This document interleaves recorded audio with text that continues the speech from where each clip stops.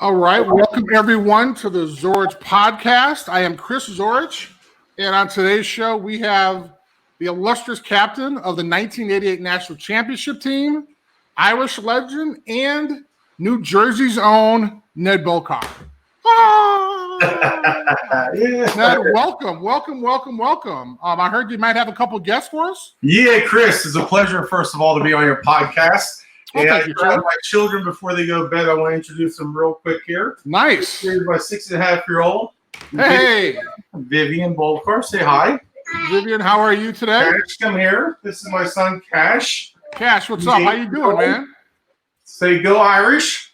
Go Irish. Hey, go Irish. We like that. That's my beautiful wife, Carolyn. Yes, she is. Hello, Carolyn. How are you?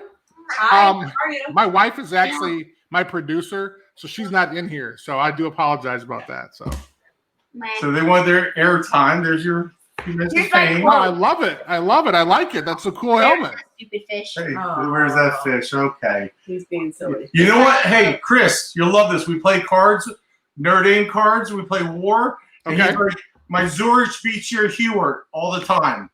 They got Irish All right. playing cards. And he's like, who's this guy? And tell him all about you. So There we go. anyway, Hey. you keep beating me all the time, Chris. So my son's very happy that he has your card. All right. That's awesome, Cass. Thanks a lot. Good night. You guys take it easy. This is Nice. Thanks for coming on. Thanks for having him, Chris.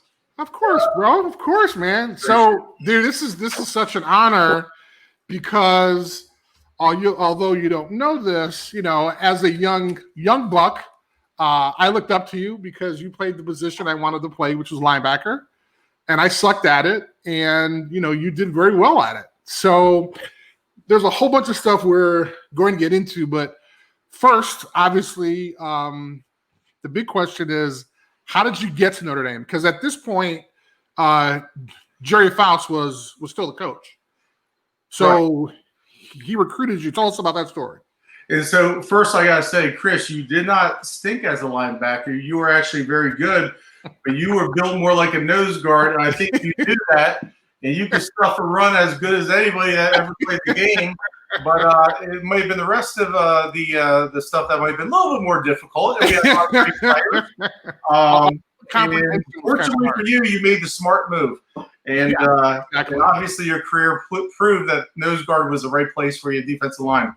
So to answer your question, Chris, Yes, sir. like a lot of fans out there watching your podcast, are Chris Zorich Notre Dame fans, guys who came and played football with us at Notre Dame before and after us and during our time. I grew up a Notre Dame fan. When I was a young kid, Okay. I got more upset watching Notre Dame lose in basketball with Digger Phelps or football with whoever the coach might be, Eric Precision, Dan Devine, Gerry Faust. And then on Sunday, I watched a replay of the George Paterno show, the Penn State game. Wow. So growing up in New Jersey and Lehigh Valley, most people there are either Penn State fans, and there's a lot of Notre Dame fans out there. So I just found myself being more upset when Notre Dame lost than any other team lost, and I found myself getting more excited and happy when Notre Dame won. I remember when Bob Crable blocked Harry Oliver's field goal in the Michigan in the Notre Dame victory. I remember, the Houston comeback in the Cotton Bowl, Notre Dame comeback, Joe Montana to Krim. I hope I got it right. I may not have it right in the corner.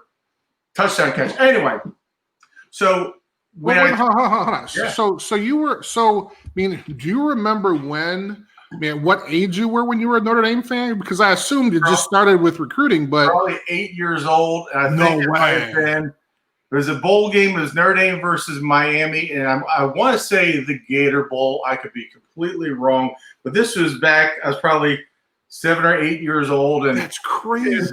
Like a lot of Notre Dame fans out there, people watched them listened to them on the radio back when they were younger, and I had older parents. My parents were 60-some years old when I was a senior in college. My Oh, mom's wow, still okay. alive. God bless her. She's 90 years old. That's beautiful. That is awesome. So people in my town, the older people especially, they listened to them on the radio, and they became Notre Dame Subway alumni, which you and I and the rest of our teammates love the Notre Dame Subway alumni, and that's why I just started watching them.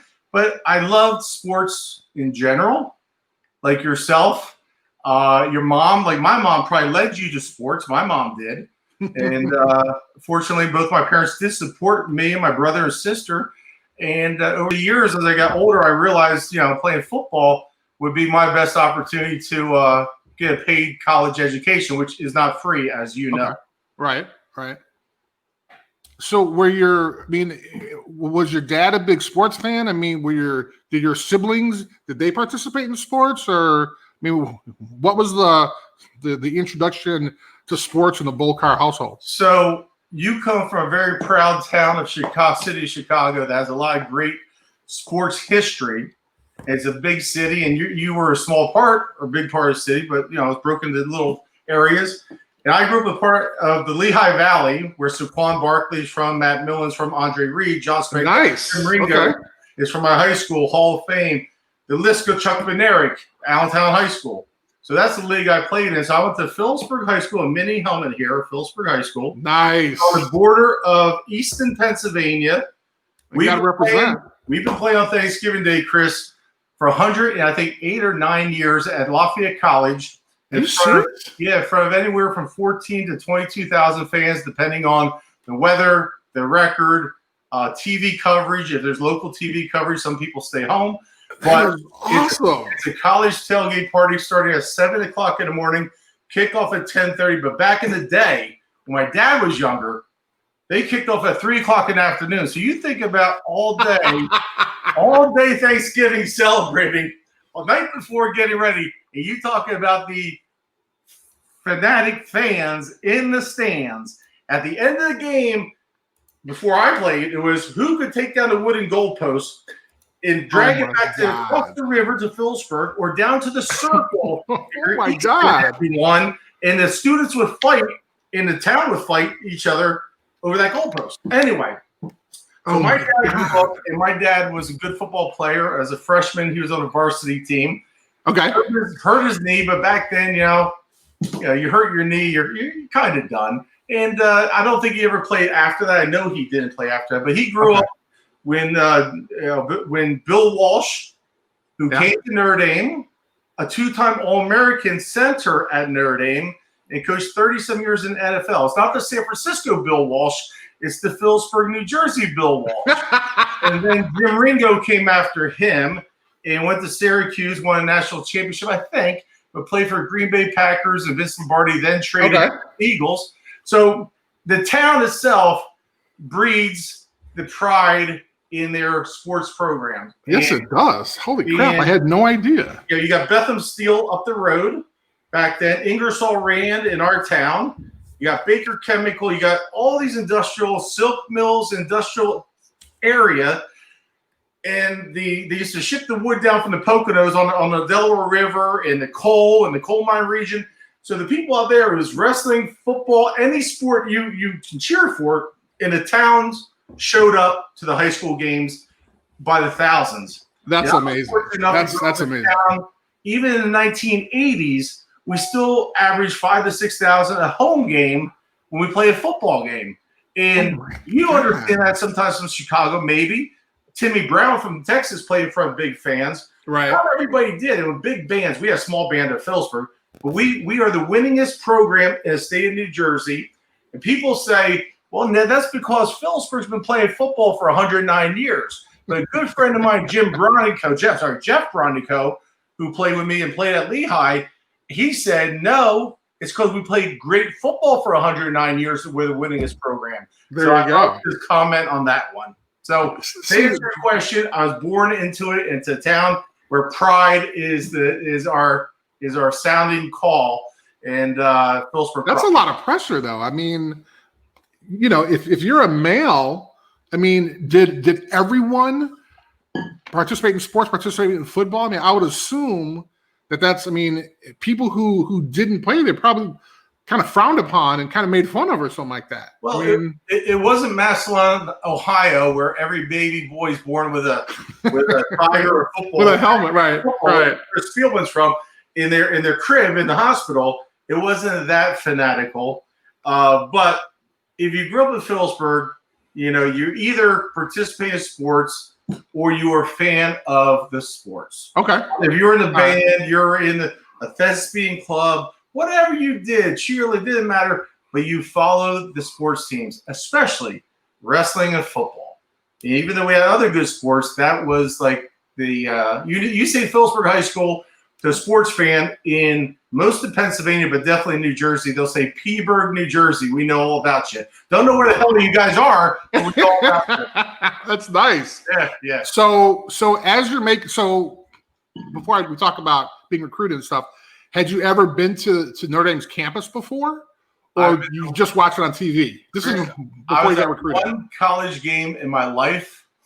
Notre Dame beat Navy at the Meadowlands, and Vegas Ferguson. Vegas Ferguson, was he playing? No. Alan Pick was playing. So it was probably about my freshman year in high school. That's the game I ever went to in college. The only game. That's cool, though. Pro game, a preseason game before I ever played a pro game. Right. So no, I was never to Notre Dame campus. I had a cousin, Jim McFadden, in the fire hose, the Jersey fire hose from Phillipsburg. There's a couple different ones, but they would get together and take bus trips out. And I know you hung out with some of them back in the day on campus, and they knew you. They used to wear Bolcar Bunch T-shirts. And even though some of them didn't know who I was, I walked past them on campus. I'm like, yo, I'm Ned. That's me. One of you guys at Bolcar Bunch, I walked right between them. I'm like, yo, I'm Ned. Oh, yeah, there you are. Anyway, they would come out, and my cousin Jim, who was older, McFadden, worked on the railroad. He was not engineer or whatever the hell he did. He used to talk about the pep rally at the Steppen Center. Oh, the pep rally, all excited. I remember this old Notre Dame shirt I had. So I guess just because I was surrounded by people who are Notre Dame fans and they talk so powerfully about their experience on campus, that maybe that influenced me. Maybe. So, all right. So you're obviously playing good football. So before I get to that question, were there any other folks from that were a little older that may have gone to colleges, maybe not as big as Notre Dame, but had they gone on to play football in college from your high school or the surrounding area? So I had, you always think about when you're a young man. Now that we're old men, you think about influences on your life. Okay, your parents, some family members, and I always say I was very fortunate. I have very good little league baseball coaches, Rich Weiss. Bob Duvier was one of my greatest coaches, Little League basketball. We lost 4 games in like 6 years.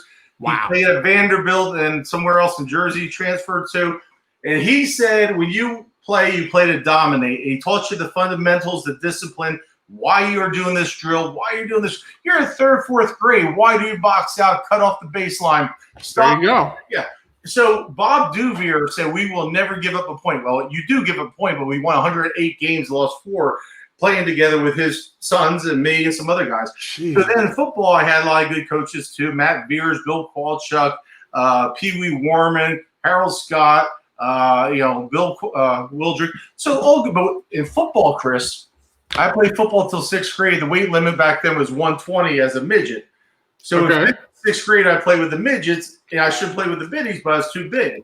By 7th grade, I was 180 pounds, so I couldn't play. So they let me help coach.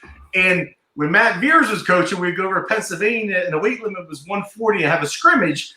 And he'd say, hey, Bob, Chando, give Ned your mouthpiece. Ned, go in there, put on his shoulder. Oh, my God. And go in a scrimmage. So I go in a scrimmage at 170 pounds and kick the shit out of these guys. Hilarious. I just saw Matt a couple weeks ago in Lopakon Township where I grew up. He's like, remember those days, Ned? Oh, my God, that's hilarious. Township. I say, yeah. I was in 7th grade playing against bigger 8th grade kids. So I didn't play in 7th, 8th grade.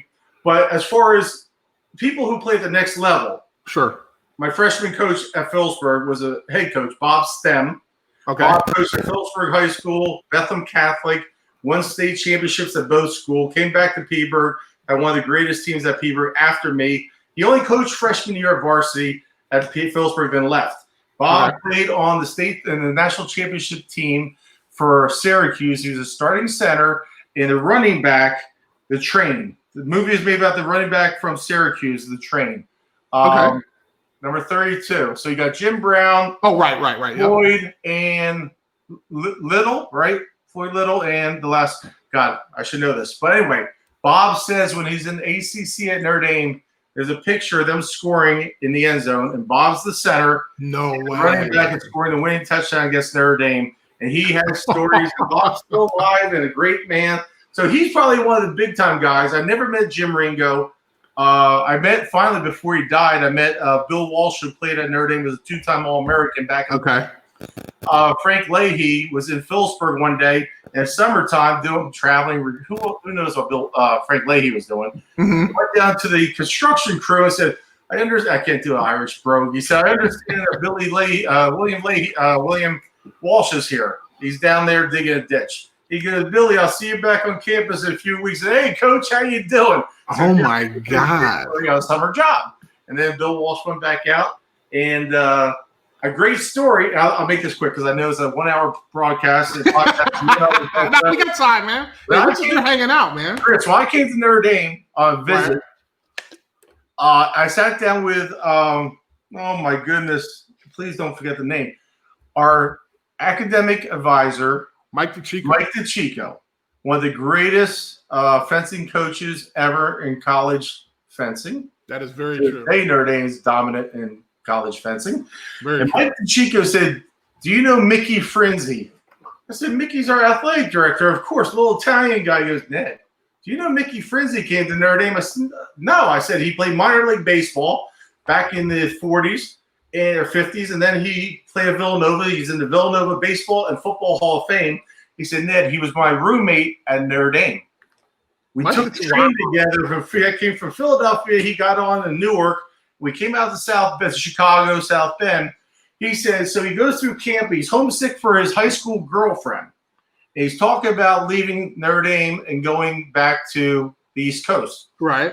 He said, Frank Leahy walks in the room, his dorm room, and he says, Mickey, I don't want you to leave. He said, if you stay, I promise you'll be one of the greatest running backs in Notre Dame history, which we know that says a lot. Even back then. Right. Mickey Frenzy was so homesick, he married his high school sweetheart, went to Villanova, became All-American. He's in their Hall of Fame, baseball and football. Wow. And then played minor league baseball and then coached at Phillipsburg. So Mickey Frenzy. And then Steve Faust before me was a great player, went to Mississippi and played starting offensive guard for 4 years. Jimmy Clymer was one of the top tight ends in the country. Notre Dame recruited him, played at Stanford. Cal scored that touchdown when they tossed the ball 20 times on the return. He was in Sports Illustrated. He played for Stanford, but he's in Sports Illustrated, I think, playing a saxophone or some instrument on the sideline. I have no idea why. Okay. He was probably one of the most talented player ever come out of Phillipsburg. 6'4", 225 senior, ran like a 4.5 40, big tight end defense end. But like a lot of guys, they didn't play beyond it, and I don't think he ever wanted to play beyond college. Oh, interesting. Okay, so there's this rich tradition. I mean, you got people doing some amazing things.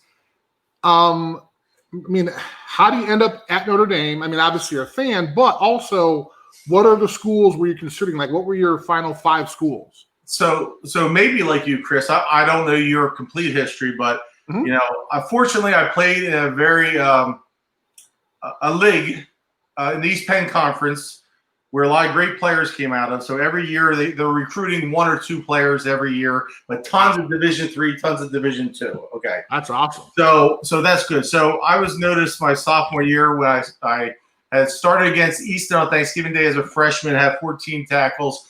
Nice. Then going into my sophomore year, I had, you know, we had some very good teams. I played great players, guys that went to Lehigh, Yale, Lafayette, Delaware, Georgia, Arkansas, Notre Dame, me, Dartmouth. The list goes on. Wow. So I started getting recruited by many schools, and I say it very proudly, not braggadociously. Almost every school in the country said, "Hey, we're interested in you." But nobody, they always say back then, hey, you got a scholarship because they want you to visit the campus. They want you to know that you're dating them. Right. Then, basically you're going to have a scholarship. So every school, I talked to a lot of schools. And the ones I knew I didn't want to go to, quickly I said, I'm not interested for many different reasons. But I wanted to go to a school that was academically respected. I wanted to go to school where the athletes were academically respected. And I wanted to play at a school that played big-time football. Now, that's a lot of schools from the part, right, okay? Right. I remember Carm Koza from Yale called me. I'll just tell you a quick story. And he said, hey, Ned, Coach Koza. I said, wow, Coach. Yeah. Thanks for calling me. I said, I'm honored. You're a legendary coach. He said, we'd love you to come to Yale. And, I'm a 17-year-old kid, 16-year-old kid, Chris, right? And That's awesome. By myself. I said, Coach, I said, I'm honored. I said, I had to think. I said, but I just want to see. I said, first of all, my parents cannot afford to send me to Ivy League school. Good answer, right? Which was true. Sure. Middle-class family, I'm not going to Ivy League school. He said, Ned, if you come to Yale, you never pay $1. So now you have me a little bit. I said, Coach Koza, I said, no offense. I said, but I just want to see if I could play against the Michigans, Notre Dames, Penn States of the world. And I could tell I made him a little bit mad. He's like, what makes you think you can even play at Yale, Ned? Wow. I said, Coach, once again, no offense, but you can offer me a full scholarship to Ivy League school. Wow. He started to laugh. He said, Ned, you'll do just fine. I said, thanks, Coach. I appreciate it. Good luck, and hung up the phone. Interesting. So, have you talked to him since then? No, I have not, and I'm a big fan of Coach Koza. But the year before, Chris Troxel, who was a quarterback for Phillipsburg High School, went to Yale and played football at Yale, and now he's a attorney back in Phillipsburg, New Jersey. And he was upset, Chris. You'll like this. He was upset because his son, Tyler, who's a great student, good athlete at Phillipsburg, couldn't get into Yale. He calls me up. He's upset. I said, where did he get into? He says, University of Chicago and Notre Dame. Really? I said, stop your crying. Who I didn't do anyway. I said, he got into 2 great schools. Well, within 2 months of school, he calls me up and says, Ned, Tyler loves Notre Dame. Graduated 3 years ago, works for a hedge fund in Minnesota. Chris and his wife, Kathy, have been out there numerous times to visit Tyler. I've tailgated with Tyler in one of the greatest opportunities he ever had. And Chris is so happy that Yale turned him down. That is awesome. Well, but I mean, you got to feel good that you had an Ivy League school off your forward. I mean, you and Pat Eilers could have been teammates. Y'all could have transferred to Notre Dame together. Yeah, well, we had, Notre Dame had a lot of very, very smart guys. And I did very well in school. I was the top 9 in my class. I think until my senior year, I was top 6 until I lost my focus on calculus. But I was, president of the National Honor Society and vice president of class. And, I in my family, my brother, so you asked me before, my brother was a very good athlete, 6'5", 6'4", but he went to the local Catholic school. And out in the suburbs out there, way out there, it's kind of country a little bit. Okay. The Catholic school is getting smaller. And they weren't giving scholarships to players to come in like some schools do in New Jersey now and around the country. So his senior year, they had 22 guys on the whole football program. Not the varsity, the whole football program. 22, okay. So he ended up going to Richmond, and he played rugby there, but my brother could have played Division I football if he went to Phillipsburg High School. He knows that. But, I was the younger brother, 3 years younger, maybe a little bit more aggressive. My brother was bigger than me as a young kid, so he's always playing much older kids in football, especially. And that's not good. Age makes a difference, Chris. Right. When you're 5th grade versus 8th grade, emotionally, it's 2 different worlds. Sure. Like a 16-year-old kid trying to play football in the pros. Right. So, no, I hear you. Yeah. So anyway. Well, hold on. So you tell me, what other schools were you outside of Yale? I mean, what were your Final 5? So the Final 5 was Penn State in our backyard, 4 hours away. Joe Paterno, Coach Sandusky, it's crazy stuff that happened there, but he was a wonderful recruiter. He really was. I love Joe Paterno, and it's in my backyard. And then Ohio State. I'm not sure why Ohio State. I thought Big Ten. I thought I didn't like Michigan. I like Bo Schembechler, but I didn't like for some reason I didn't like Ann Arbor. And I love Columbus. And did you take a visit? Did you take a visit to Michigan? What's that? Did you take a visit to Michigan? I did not. I took a visit to Penn State, Ohio State, Boston College, Notre Dame, and Stanford. So Stanford, and you'll kind of get this. You're a little bit younger than me, but they don't recruit back. They didn't recruit back then like they do nowadays. There's not all social media. There's not the huddle films. Right. There's not a year before you commit. None of that stuff. The coach from UCLA comes in, throws on a projector, the old style projector, and it's the campus. A little bit of football, but a lot of the campus. And now you got California, Westwood, California, and the most beautiful girls laying around in bikinis on campus. And I turned to my mom, and he laughed. I turned to my mom and said, I'm not going to visit Stanford. I'm visiting UCLA. And she goes, no, you're not. And that's the way they recruited because they didn't have what they have nowadays with the information, social media, all that stuff. So I went to Stanford because it was a great school. They brought a class in that year to watch the Super Bowl. That was a selling point. Miami Dolphins were playing the Redskins. Dan Marino's rookie season. So we get out there and they tell us, and I got Lester Archambault, Todd Ellis, who went to South Carolina, started quarterback, a number of other guys. And Lester played for Falcons for a number of years, defensive tackle. But there were like 25 guys, big time, top recruits. And everybody, I think, wanted to, A, go to the Super Bowl. B, is Stanford's a hell of a school. The football team wasn't very good back then. And they tell us when we get there that the NCAA ruled that it's a violation. You can't send them to the Super Bowl, even though it's in your backyard. So we went to Jack Elway's house, the coach at the time, and watched the game. I sat next to John Elway, and we went out that night, a bunch of guys, recruits, and I think we took a golf cart and stole a keg of beer from party. That's awesome. Drove around Palo Alto and had a blast. But it was too far. My parents could drive to South Bend. My parents could drive to Ohio State. My parents could drive, but they can't drive to Stanford, and they don't have the time and they don't have the money to fly to Stanford. Sure. Plus, Stanford wasn't very good. Either was Notre Dame. Right. My worst visit, Chris, was Notre Dame. Well, okay. Well, that was going to be my next question. But tell me about that visit, man. You're hanging out with Jack Elway, possibly going to the Super Bowl, and driving a golf cart around Palo Alto. What happened in South Bend? So my host was, and Gerry Faust was the head coach. Right. And to this day, I say I love Gerry. One of the nicest gentlemen I ever met. Ever. I'm glad I didn't have to play for 4 years for him because I like to win football games. I like to win everything, anything I do. And that was not what they were doing at the time, but I love Notre Dame. And so anyway, Rick DiBernardo is an outside linebacker from California. He's my host. I forget the other guy was a backup outside linebacker, whatever. So they take me out the first night, and we go off campus to Campus View, to party at Campus View, and we have a good time. We hang out at Soren Hall beforehand. We drink some soda. Drink some soda, yeah. Drink some soda. I'm 17 years old.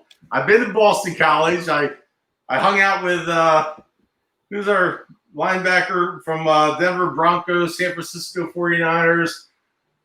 Linebacker, stud from Boston College. Played in the NFL a number of years. White dude, spit in the guy's face. Oh, anyway, hey, stud. Okay. But anyway, one of the nastiest guys in the NFL, right? So he was my host at Boston College, and so it was kind of hard to top Boston College. Absolutely. That was like a trip, so I could write a book about. So we go out to Campus View. We have a hell of a time at the party. I wake up the next day. We end up at the Five Corners at Bridget McGuire's. Right. And I don't know. I had a roommate at the Morris Inn, and the poor young kid came back and he's not a Phillipsburg guy or Chicago guy, so he can't hang out with that late night. And he didn't feel too good. And he said, Ned, shut the hell up. You talk to somebody, he started throwing up in the room. Oh my! That was my roommate. He didn't go to Notre Dame. Anyway, the next day I wake up and I do the visit with Coach Kelly. George Kelly was the linebacker coach. Yep. And the offensive line coach Higgins was my recruiter. Okay. And so I think we had lunch or some dinner with DiBernardo and those guys at the Morrison back in the day. He went to Morrison for dinner and had another good night. But it was 2 days before I realized that Notre Dame was not a co-ed school. I swear to God, I think the first day. Are you serious? Well, I did eventually see a few. Right, but seriously, you didn't see any? A few. Like I thought they were just like stragglers that came in at campus view. I honestly was walking around thinking, is this an old boys' school? I mean, I didn't see any girls. The weather sucked. It did. No, that's not. It was just cloudy. You know how it goes. And I had a good time, though. I have a good time most places I am. But the team, nice guys, wonderful guys. Okay. But they weren't that close. They weren't that close. Really? They were going to the Hula Bowl that year.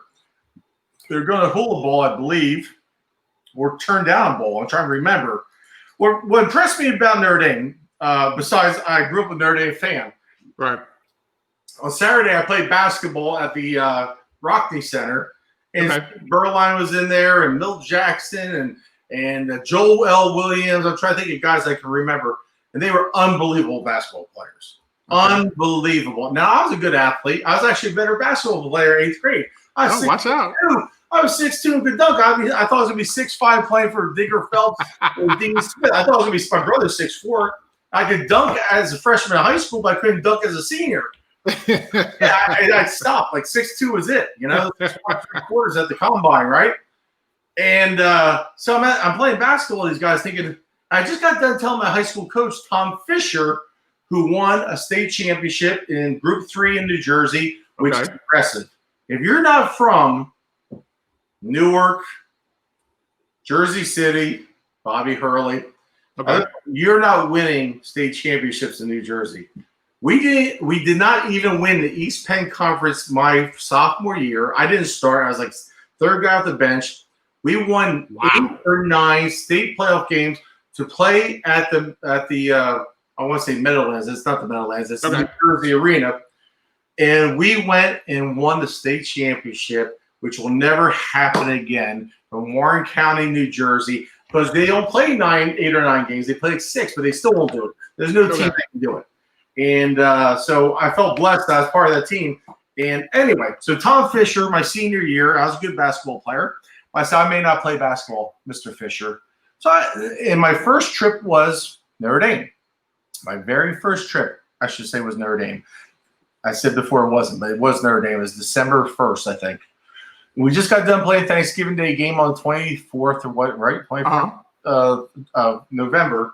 And I go out to South Bend. I did 1 or 2 days of basketball practice, and I'm still trying to make my mind up because I'm thinking I was a 190-pound linebacker.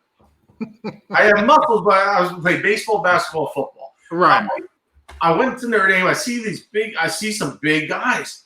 How the hell am I going to go play against these? I figure I gained like 2 pounds a year because that's really the only thing that happened after I turned 7th grade. I turned down 2 pounds. So I'm like, I'll be, by the time I'm 21, I'll be 206. Right. Exactly. Yeah, I'll be playing nowhere, right? And so it's when I played basketball, Chris, is when I was like, wow, these guys are athletes. And you better be a good athlete, and basketball is one of the best sports to play. Then the other thing was the weight coach there was Troll. You probably don't know Troll. No, I don't. He left Notre Dame and worked for the Yankees for a number of years. His nickname was Troll. I should remember his name. His old weight room in the ACC. It was about the size of the office I'm in right now. It's not. I remember that. And I never lifted weights besides 1 month out of the year because you play summer basketball, baseball, but you don't do that. You do push-ups like Herschel Walker, but you never look like Herschel Walker. Right? It doesn't happen.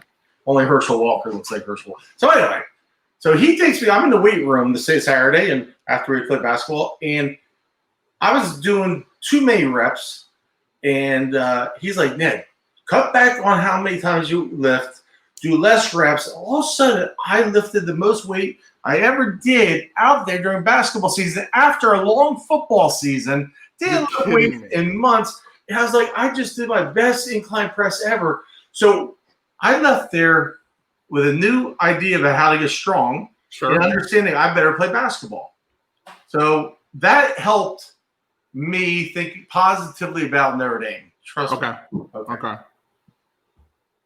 So when the chance came, the time came to make the decision. Right. I was doing, and it's funny because I get a phone call my junior year from USA Today. I got my balls busted when I went to Notre Dame from the upperclassmen, which I understand. What did you say? No, I didn't say anything. So USA Today called up, and they were trying to. It's a brand new newspaper. They were like 5 years in existence. Okay. They wanted to follow a high school athlete. They picked football, and they want to pick one that's fairly highly recruited through the whole recruiting process to signing day. And they decided high school football. Okay. So they had 20 guys they interviewed. So I agreed to do it. My parents had to agree to do it. Okay. So on the phone, I was on the phone, no Zoom call, none of this podcast stuff. And I'm on with 20-some executives from USA Today sports writers, and they're asking us questions. And as you can tell, I talk fairly intelligently. I get a phone call the next day saying, Ned, we interviewed 20 guys, and I will not mention names, and you know a lot of them. Some of them, 10 of them you know. You definitely. Okay. They said, Ned, we chose you.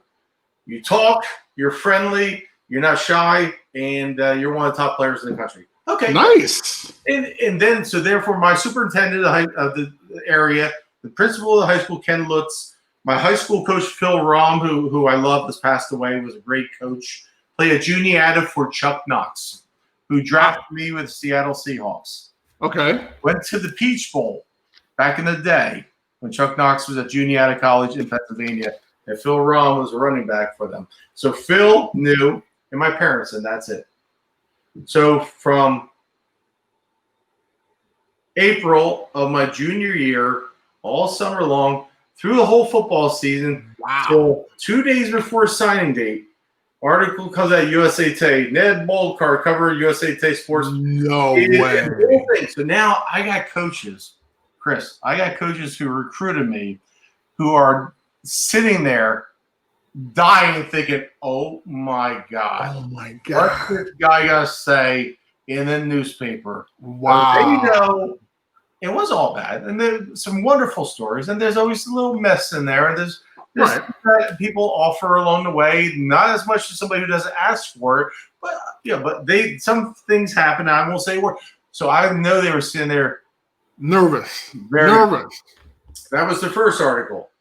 The next day was the second article, and it was the whole season. It was the whole process.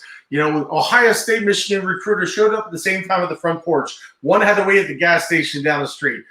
Gerry Faust came to the house, patted my mom in the back. She almost flew out the front window. He hit her so hard. Both Jen Beckler having dinner. Joe Paterno having dinner. Falling asleep at Jerry Sandusky's house while he played the highlight film, but my parents were there. And that's a whole weird story. Anyway, I won't go there. Thank you. I won't go there. Years later, we know what happened. Years later, and my mom had a terrible feeling in that house that night. It felt cold. So that's all I'll say. My mother's very perceptive. She meets Chris Zorich the first time. My mom said, "What a wonderful young man, Chris." Oh, right. And love Marty Lippincott. Loved a lot. But then there's people. There you go. She's very perceptive. Anyway, she thought she had a very cold feeling in that house that night. I'm sorry. So get back on track. So the third day. Now, nothing really bad's come out, and I made sure that was not my purpose. Or Reed Scherner was the sports writer for USA Today. That was not his purpose. Okay. So on the third day is signing day. You got to make your mind up. The next morning, it's signing day. The articles got to go out. We're playing Whitehall High School, where Matt Millis, Saquon Barkley's from, a few other players that went to Notre Dame. I'm trying to think of his name. Sorry, my bad. I can't remember his name. Anyway, We got a basketball game. I tell Coach Fisher, Tom Fisher, who's now the athletic director of Phillipsburg High School, I said, now he is. I said, I'll be up there before the varsity game. I got a big decision making. He knows nothing about what's going on. I'm sitting home, and my parents were exhausted. You've been through this process. My parents have done 3 years of letters, phone calls. That's insane. Summer visits. Why not? Yes, this is a school. Official visits. How many years of playing sports? Blah, blah. And they were exhausted. They're like, you go wherever you want to. I wanted somebody to tell me, Ned, go to Stanford because. Ned, go to Ohio State or Penn State or Notre Dame because. And they just sat in the living room and just said, Ned, wherever you go, if you go to Stanford, we'll find a way to see a few games. You go there, we'll see. They did not put any restriction. That's great. Once again, Chris, right? 17-year-old. I heard your other podcasts, a few. You talk about 17-year-old football players. So I talk about boys, men, young men, making decisions, their first huge decision of your life. Right. One of the first huge decisions of your life. Where are you going to go? Not only go to college, where are you going to go actually compete every day against some of the best athletes in the country and go to school at the same time and you hope you get it right. Right. And you don't want to go somewhere where I didn't want to go where I was the biggest fish. I wanted to go where I was a fish in the pond and I could compete. If not, I would have went to Yale or Harvard or some other Right. Right. So I'm sitting there going back and forth. Okay, Ohio State this reason, Boston College. And finally, 8, 9, 10-year-old Ned came through my heart. I said, worst visit I had for different reasons, but it was actually a good visit for me. Okay. So, and they were losing, and the players were awesome, but I didn't see them having a lot of success in Notre Dame. Okay. Ohio State was going, Flutie was leaving Boston College, Stanford, and Penn State's Penn State, right? I said, if I want, and you get this, Chris, I want to play. If we're successful, I want to be on the biggest stage, national stage in the country. I want to play against the best players every day. I want to play against peers who take their academics fairly seriously, like I did. Because life is longer than 4 or 5 years or 10 years. Right. Playing sports. And when we win, I want to be the biggest game in town, in the country, and in the world. Okay. I said I'm going to Notre Dame. That's insane. Dude, we could do a 4-hour podcast. Wow. No. Hold on a second. So I'm going to come back to that because I want to ask you. I'm going to do a little commercial here, but I'm going to talk to you about kind of what was the climate in the locker room for the first couple of years, because you mentioned that you guys weren't winning, and then he got let go, and then obviously Coach Holtz came in there. So think about that a little bit. It's just going to be a short commercial. We'll be right back. Let me see if I can find this. Okay, you'll find it.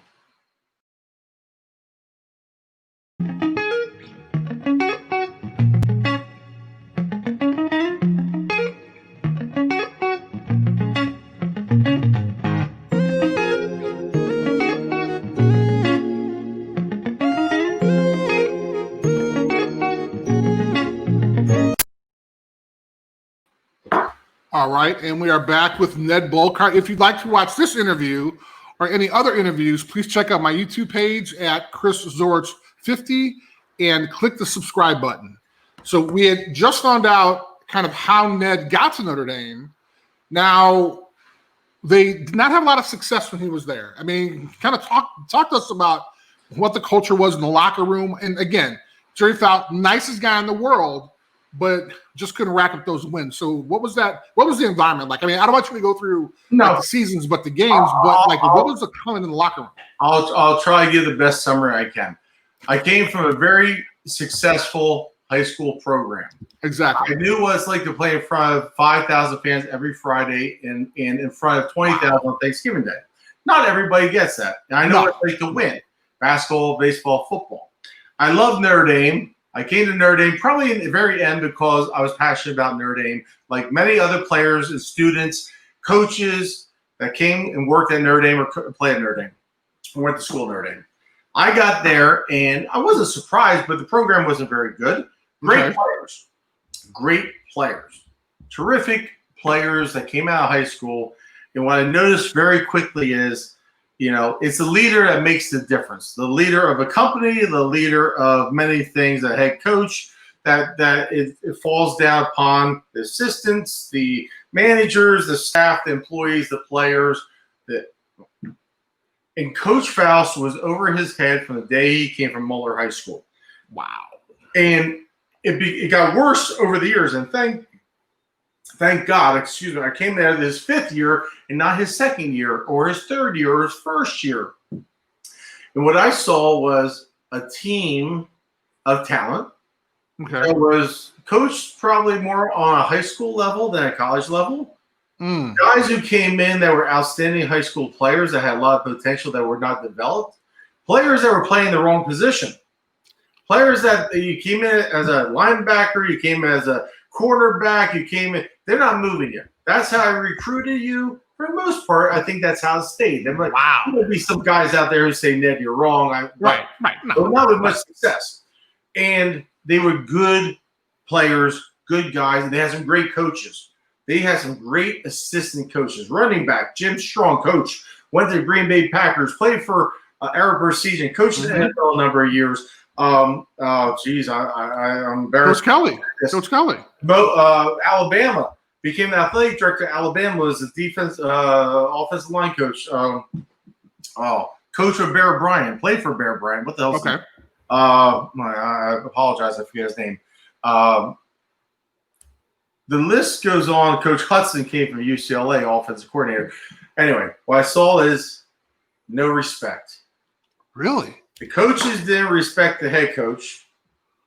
Therefore, the players didn't respect any of the coaches. Wow. And how do you run any business and a program when there's no respect for the people in charge?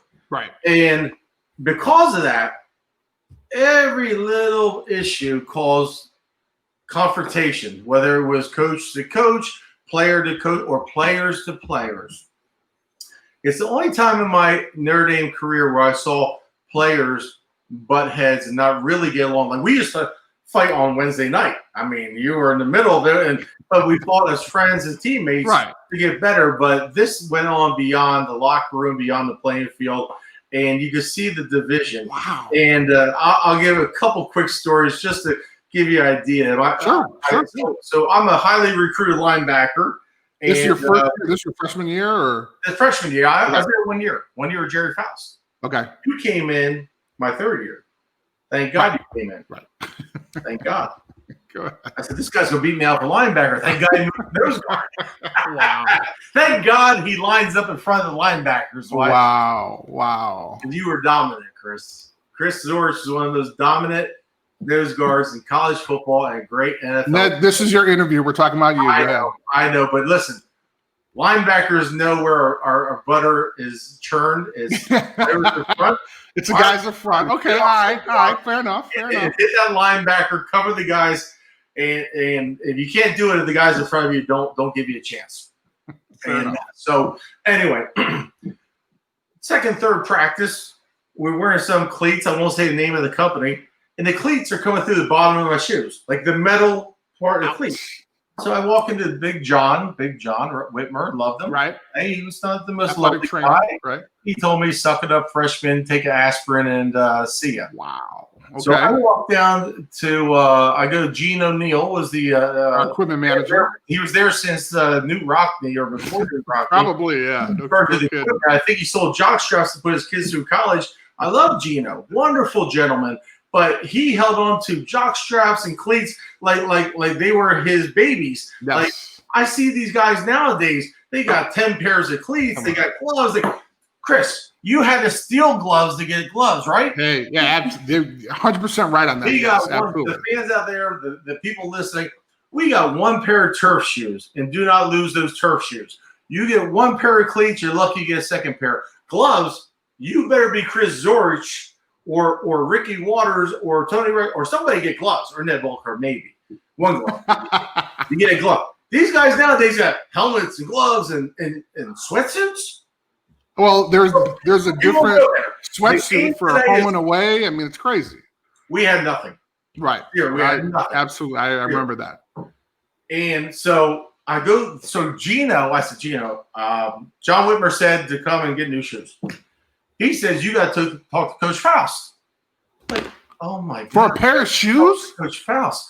So I'm That's sitting just there in crazy. the office of the ACC, you know what I'm talking about. And Coach comes down and we're walking to the locker room in the ACC center. And I said, hey, Coach, how you doing? How you doing? Coach, I got a problem. Hey, what's your problem? I said, my cleats are coming through my shoes, and I have to get your permission to get a pair of shoes that don't hurt my feet. Oh, my God. He takes the shoe from me, sticks his finger in there, and you can feel the metal coming through the shoe. He goes, I can feel it. Right. He goes, hey, Ned, when I played college football, we wore boxes on our feet. He said we wore boxes on his feet and started walking down the hallway. I stood there, my jaw dropped. Are you serious? There was a bank of telephones back then in the ACC. I remember that. Yep. I remember that. And the first thought in my head was, I'm calling Penn State. I'm going to call Joe Paterno and say, Coach Paterno, I'm so sorry. Please take me to Penn State. I'll walk on. Oh, my So he walks about 20, 30 feet down the hallway to the locker room. And he says, hey, all right, come here. Gino, give this guy a new pair of shoes. And the shoes still sucked.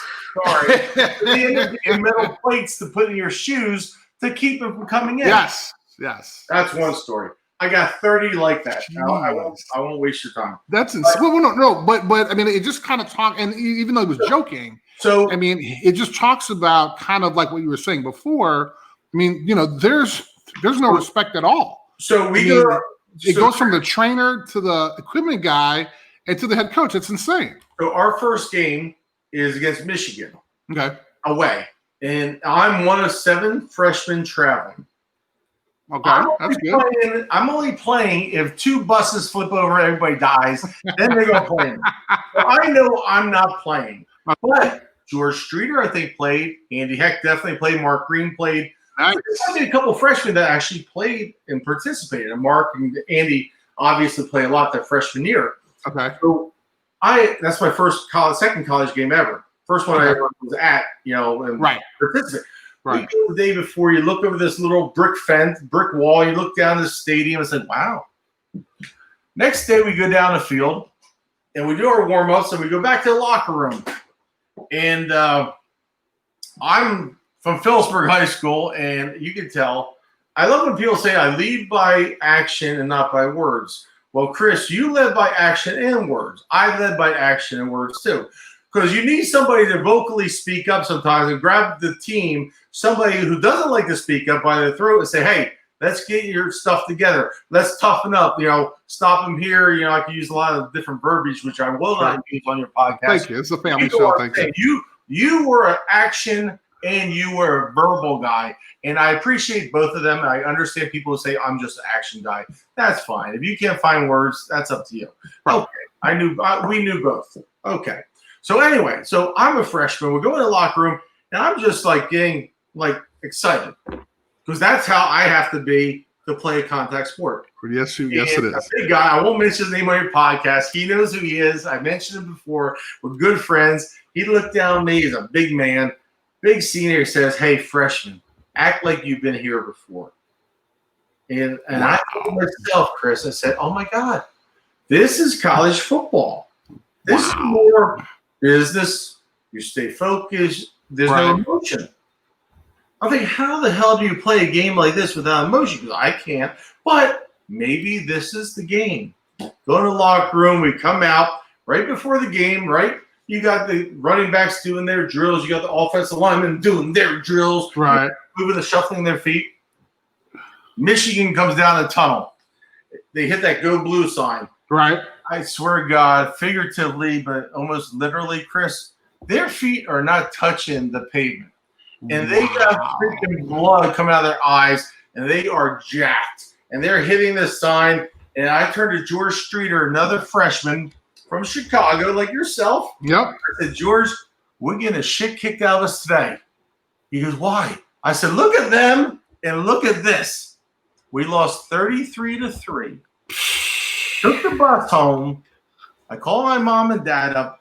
I said, I got to get out of here. Really? I cannot spend another. Really? I never knew that. I said, I can't spend 3 years like this. I cannot spend 3 years with the mentality that I just saw. And I know there's some older players who don't like me saying this, but they understand. They were good players. Right. The older guys were probably beaten up after a while. The younger guys kind of fell in line. I was one of the young guys that traveled, and I did try to fall in line. And I realized, screw them.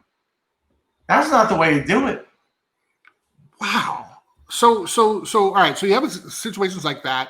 I mean, so that's the first game, right? So you guys go through a season, let's say halfway through the season. I don't, not that you remember the record, but I remember it all. Oh, Chris, sorry. you don't forget much, do you? You remember everything. Maybe not scores, Right. not everything, but all I remember is we won a few games. Right. That was, that's good. Then we lost games you should have lost. Like, no way should you have lost. And then you knew about halfway during the season when freshman Marty Lippincott says to the offensive line coach, hey, Coach Hudson, I like you. He said, all right, Marty, I like you too. He said, I like you so much. Wherever you go, Coach, next year, I'll transfer, go with you. Wow. You know it's all part when a freshman is telling the offensive coordinator that he's getting fired after 6 games. So it was that bad. I mean, it was Worse that than bad. that. Chris, Really? Worse than that. It was the worst. Once again, I never knew that. great players, some wonderful people, some great coaches. It just didn't come together. It wasn't right. And this was 4 or 5 years of building up to what it was my freshman year, which became, after losing a couple of games that we should have won, capable of winning. Right. And understanding why we didn't win. When we're in preseason camp and we're in the stadium practicing, and the head coach says, hey, if he kicks it through the field goal on a kickoff, is that 2 points? Look it up in the rule book. And I'm a freshman sitting there going, you got to be out of your mind. I mean, maybe college rules are different in high school. I'm like, I never heard that. And you got coaches actually going, what? Looking through the rule book. Like, I'm like, how the hell did I end up here? Or during a game, say a prayer, or throw the bomb play. I'm like, a bomb play? We don't have a name for the bomb play? Are you out of your mind? So I don't want to say too much. I love Gerry. Right. Guys who played 3-4 years who tell me to this day, if I'm driving with my family through Chicago and I see Coach Faust, who I like, 1 year, and I see these guys 4 years, walking down the sidewalk on the other side of a road in Chicago, I will drive over the median and run him and his whole family down. Because I just spent 4 years of my life wasting as an athlete at Notre Dame. Wow. That is the honest to goodness truth. And nobody on your broadcast ever said that. And but I don't think, but no one's kind of been in this situation that you're talking about. I mean, so was it the administration? I mean, did the administration say we're never going to fire? It was the administration hiring the wrong coach. Right. By Coach Faust for 5 years. And Coach Faust, you don't know how important a leader is until you see a bad leader and you see his managers, his assistant coaches, wherever they are, who have to answer to incompetence. And then eventually they almost give up, and they, as best they try, then it flows to the employees or the players. Right. And I came in at the very end, and I saw it firsthand, and I say thank God for the coaches I had in my life. Thank God for when Lou Holtz comes in. I know we're going to get to that question because all men want to be led, and Coach Holtz likes to say it.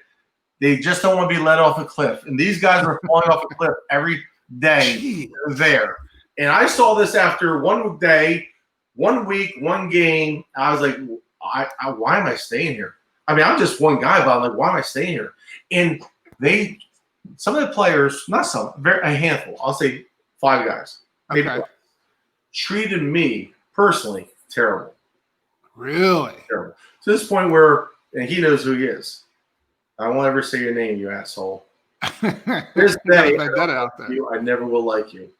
He knows who he is. Well, what was it? I mean, was it you kind of had a different attitude to be a freshman, or did he just flat out not like you? I didn't. Is Bolcar today? You're just ball busting, like beyond decency. So when you were a freshman, you got to line up on the practice team, right? You got to hit some players, right? For some reason, they decided that I'm not playing on the practice team. You're going to not play, Ned. We may redshirt you, and they didn't even talk about redshirting in Notre Dame back then. There's no such thing as redshirting. I could read book. We all can read books about Notre Dame. Anyway, but suddenly the season goes on, and you're not playing. You're traveling, but you can't even go in a practice squad to hit one of these guys in the mouth like you got to, and other guys got to, and you sit there all season long getting your balls busted by a few upperclassmen. Right. When I was an upperclassman, junior, senior, whatever, I treated my linebacker, young underclassmen, as not equals, but as teammates. Sure. I wanted them to learn. Demetri Bose, Radigan, Nick, you, all these guys. You want Troy Ridgely. You wanted them to be part of the team, and that's what leaders do. Well, I had a leader, one guy who was a complete asshole to this day. I don't like him, and he knows who he is. And by guys who I love too. That's crazy. That's crazy. So toward the end of the season, how many leaders as a coach, Chris, and leaders as captains of the team or players on the team who treat the underclassmen, whether it's me or other guys, terribly? How do you build a team camaraderie that the team is only as good as the weakest link? Sure. Right. And now you're creating all these cancers because of attitude.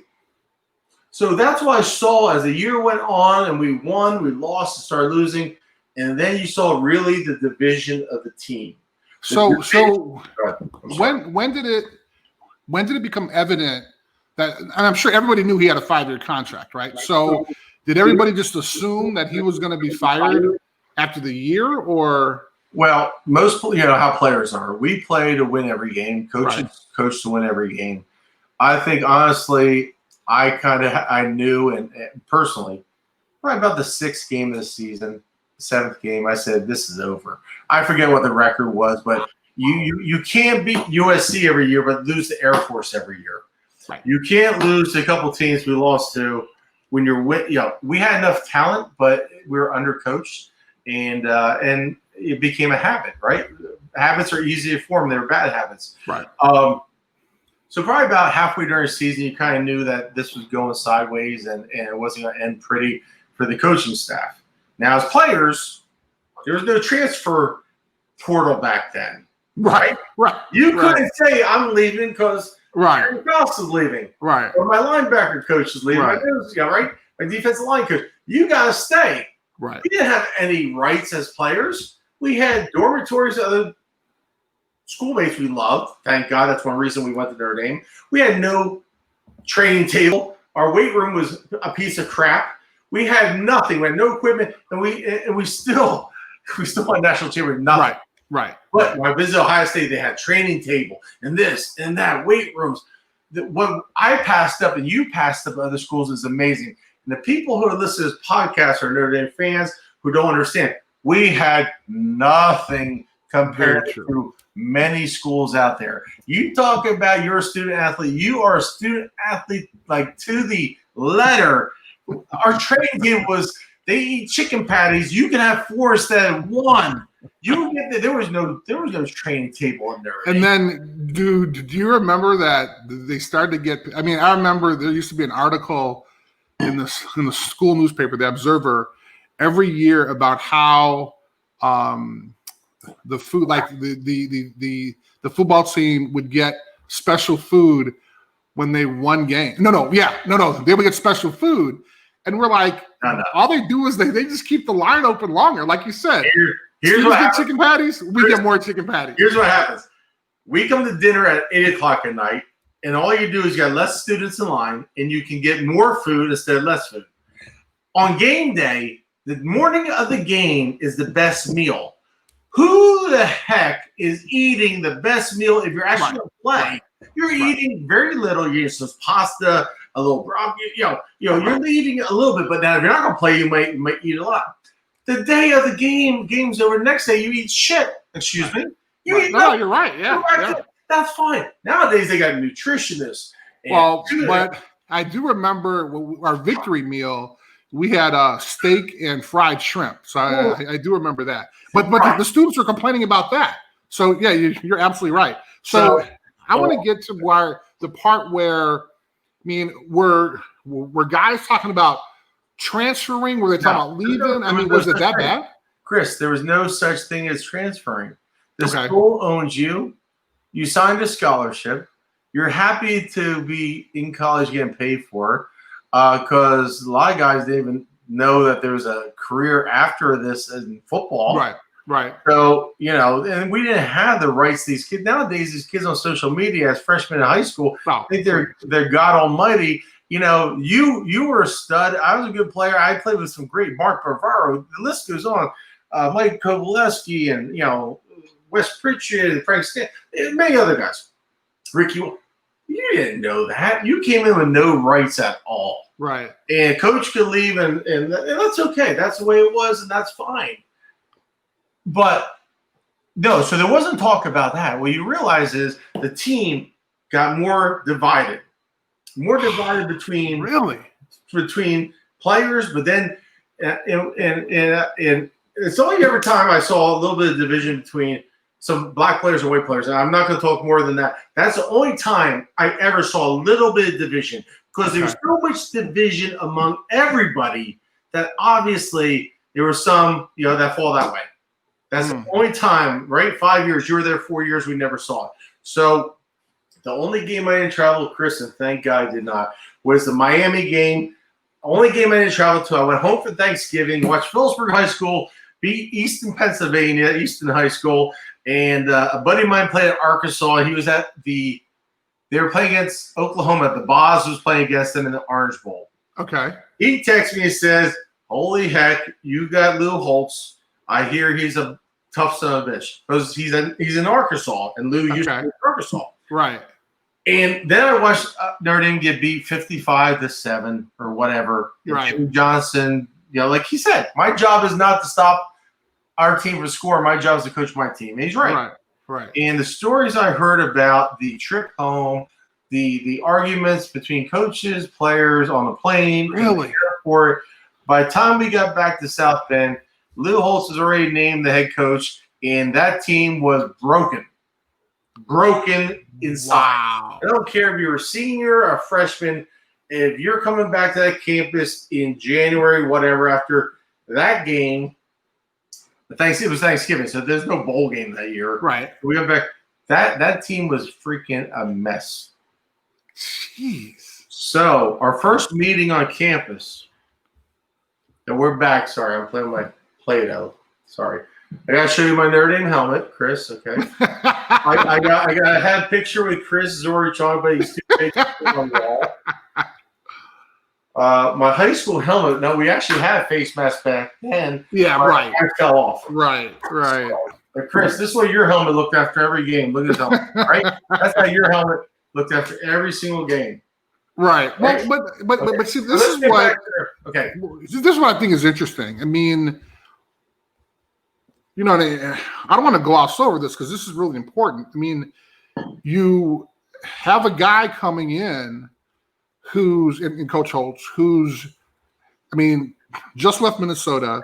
You had a high school coach before. Was oh my God, you got the bobblehead. There you go. Was there a lot of hope, or was it just, hey, we need somebody, we need anybody? I think we were too young. Okay. To understand what that meant. Right. You're just feeling like you feel like you're a cog in this machine, and you just left your small town of Phillipsburg, New Jersey, or a suburb of Chicago, and you're here. You're just trying to survive. You're going to school. You're trying to compete the best you can. So, are you really thinking about who's coming in? Really? I like to sit as a 53-year-old man, and I say, yes, we were thinking about it. Right. We were still at the meeting. We knew who the head coach was. The head coach was some scrawny guy named Lou Holtz, who coached at Ohio State as assistant coach, coached at North Carolina State, William Mary, North Carolina State, Arkansas. You can follow his tree, right? All you got to do, well, there's no Google back then. Yes, there's no Google. How do you know who this guy is? You don't. It's almost impossible to know. So really, you know nothing about this guy who's walking in a room. Nothing. Besides my buddy Matt that texts me and says, hey, this guy's really a son of a bitch. Right. And you're like, oh, okay, what does that mean? Okay, well, I kind of know what that means. But anyway, so we have a meeting at the ACC in the old auditorium. Remember the old auditorium? Yeah, it was tiny. I think I'm trying to remember how young you are. Not. Yeah, so I was Holtz's second class. So we got 100 guys sitting in there.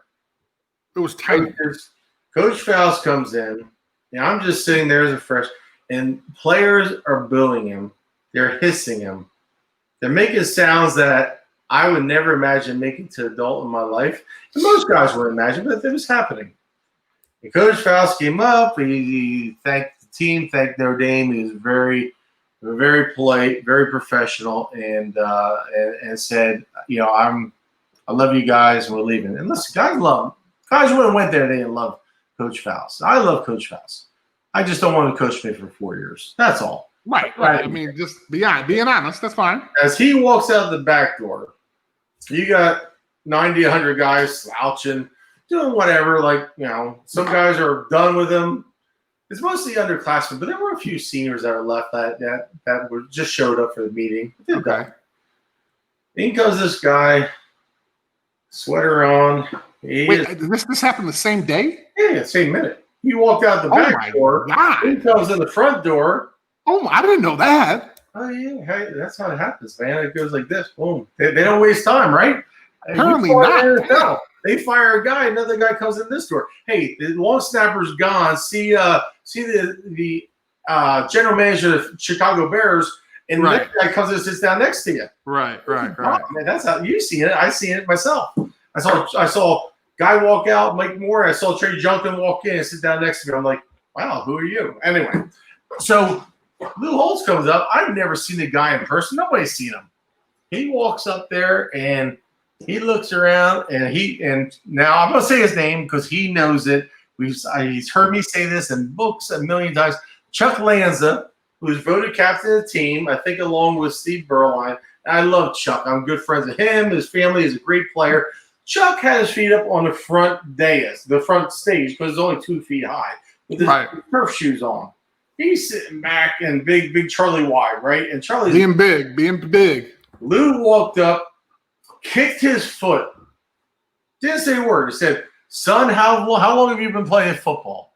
And Charlie, you can correct me. I think you said 13 years, something like that, 14, whatever.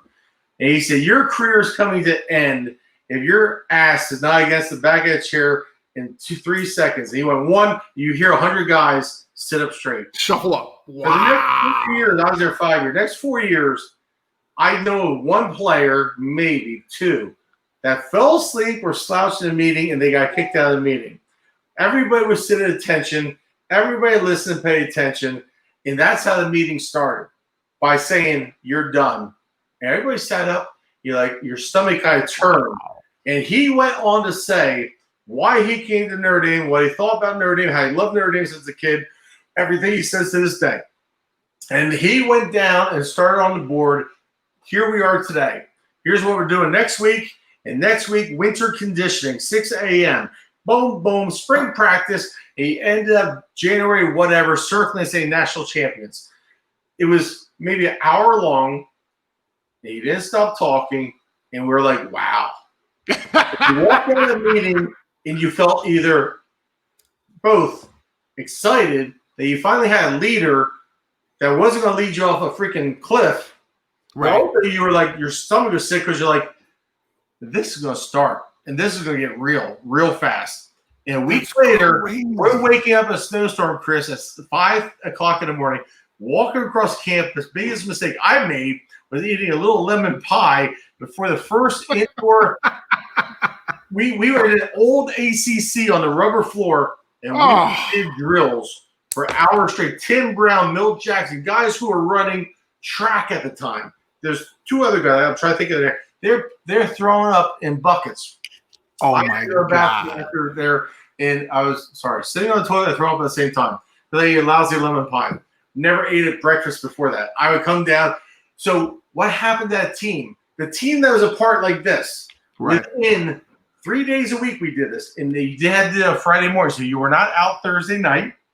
You were not out Thursday night. Wow. You were not out Monday night so he scheduled the morning things, knowing that you're not going out the night. Right. Right. Exactly. So by the second, third, say fourth winter conditioning, Chris, guys who were fighting with each other at the airport a month before on the airplane, they were holding each other up, hugging them, holding each other up as a teammates, supporting each other. And who was the person that we didn't care for? Not didn't care for was Coach Holtz. But we loved each other because we had to support each other. What he did was bring that team like this to this. By the end of winter conditioning, we were like this as a unit. It never stopped ever that I was there and you were there and beyond. That's amazing. And he brought that team together like this. Then we went to spring practice, and he said we have a chance. And what Coach Holtz saw is we have talent here, but we need more talent. And we need more speed. And we need this. And he moved players. He said, Andy Heck, he played his first year. Andy played tight end. His second year, Lou was there. He said, hey, you're a great tight end, Andy. But guess what? You're a better left tackle. 17th pick in the draft, 13 years in the NFL, still Chris Zorich, you're a hell of a linebacker, son. You could probably do better than put fingers on the ground. And you grab those weights, and you were the best nose guard probably in the history of Notre Dame, and they put you down. Hey, Todd Light, you think you're going to be the next Tim Brown, and Tim Brown didn't know he was going to be Tim Brown. Right. Told him you should be better than you are. Right. And Tim turned out to be better than he thought he could be because he believed them. And then Todd Light becomes the fourth pick in the NFL draft as a quarterback. So Pat Terrell, who thinks he's going to be next Tim Brown, becomes a defensive back. The list goes on. Ricky Waters, who one of the greatest running backs in high school in Harrisburg history. You're going to play flanker for us. What? Nope, you're going to play flanker. Then he becomes a tailback eventually. Learns to cut downfield in the NFL. Should be in the Hall of Fame maybe someday, right? Oh, he will, yeah. He has great numbers. He will. But in high school, remember at college when Ricky came in, Tony Brooks was the man. Oh, yeah. No, I remember. I remember. Campbell. I remember. We beat Ricky up so bad. I don't think Ricky gained a yard in practice for 2 years. Because we at the moment, he was so cocky. We're going to kill you. I got great Ricky Waters stories. But, okay, all right, so hold on. So Chris, the scrimmage at the stadium, you picked him up. He came up the middle. I'm trying to wrap up behind you. You got your arm wrapped around Ricky, and you are ripping him back and forth like a Raggedy Ann doll, and you are laughing.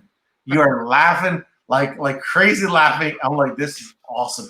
And then lay him down, I lay on top of you. I'm like, I'm going to get an assist on this play. There you go. So, I'm going to talk about a couple things. So, the first thing, though, is – and this is kind of, and I always wanted to get kind of the older guys' perspectives, but what do you think? I mean, what was it that, and then I'm talking about the 88 year, what was it that, I mean, how did Holtz mold cocky young players who didn't know shit and the veteran guys who had lost? You're talking about Mark. I mean, all these guys, all the old guys on there were with Faust. Well, you're right. Well, I was still young.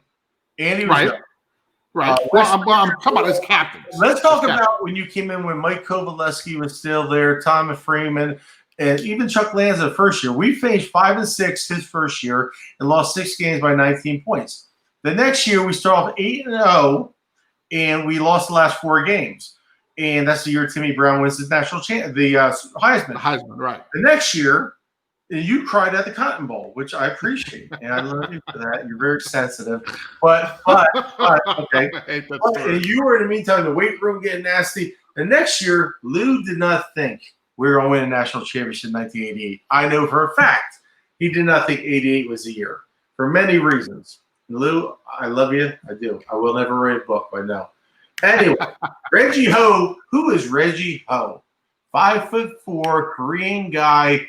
Comes out and kicks 5 field goals against Michigan, ranked number 3 in the country they were, and then it starts. The only game we didn't cover the points because some gambler told me one day I didn't gamble. He Really? No. He said the only game you guys didn't cover at 88 was the Navy game. You're kidding. The beer that we didn't. We covered the other games. So anyway, so do you know that we didn't cover one game? See, I didn't know that. I had no idea. So we go on to win a national championship in '88. I won't fast forward 88 for you. Well, no. I want you to go back. I want to know. So when he came in, Chris. I'm talking about as captains. How did you guys manage? Well, let's go to his first year. His first year, Chuck Lanza and Steve Berliner captains. He came in. He did the winter conditioning.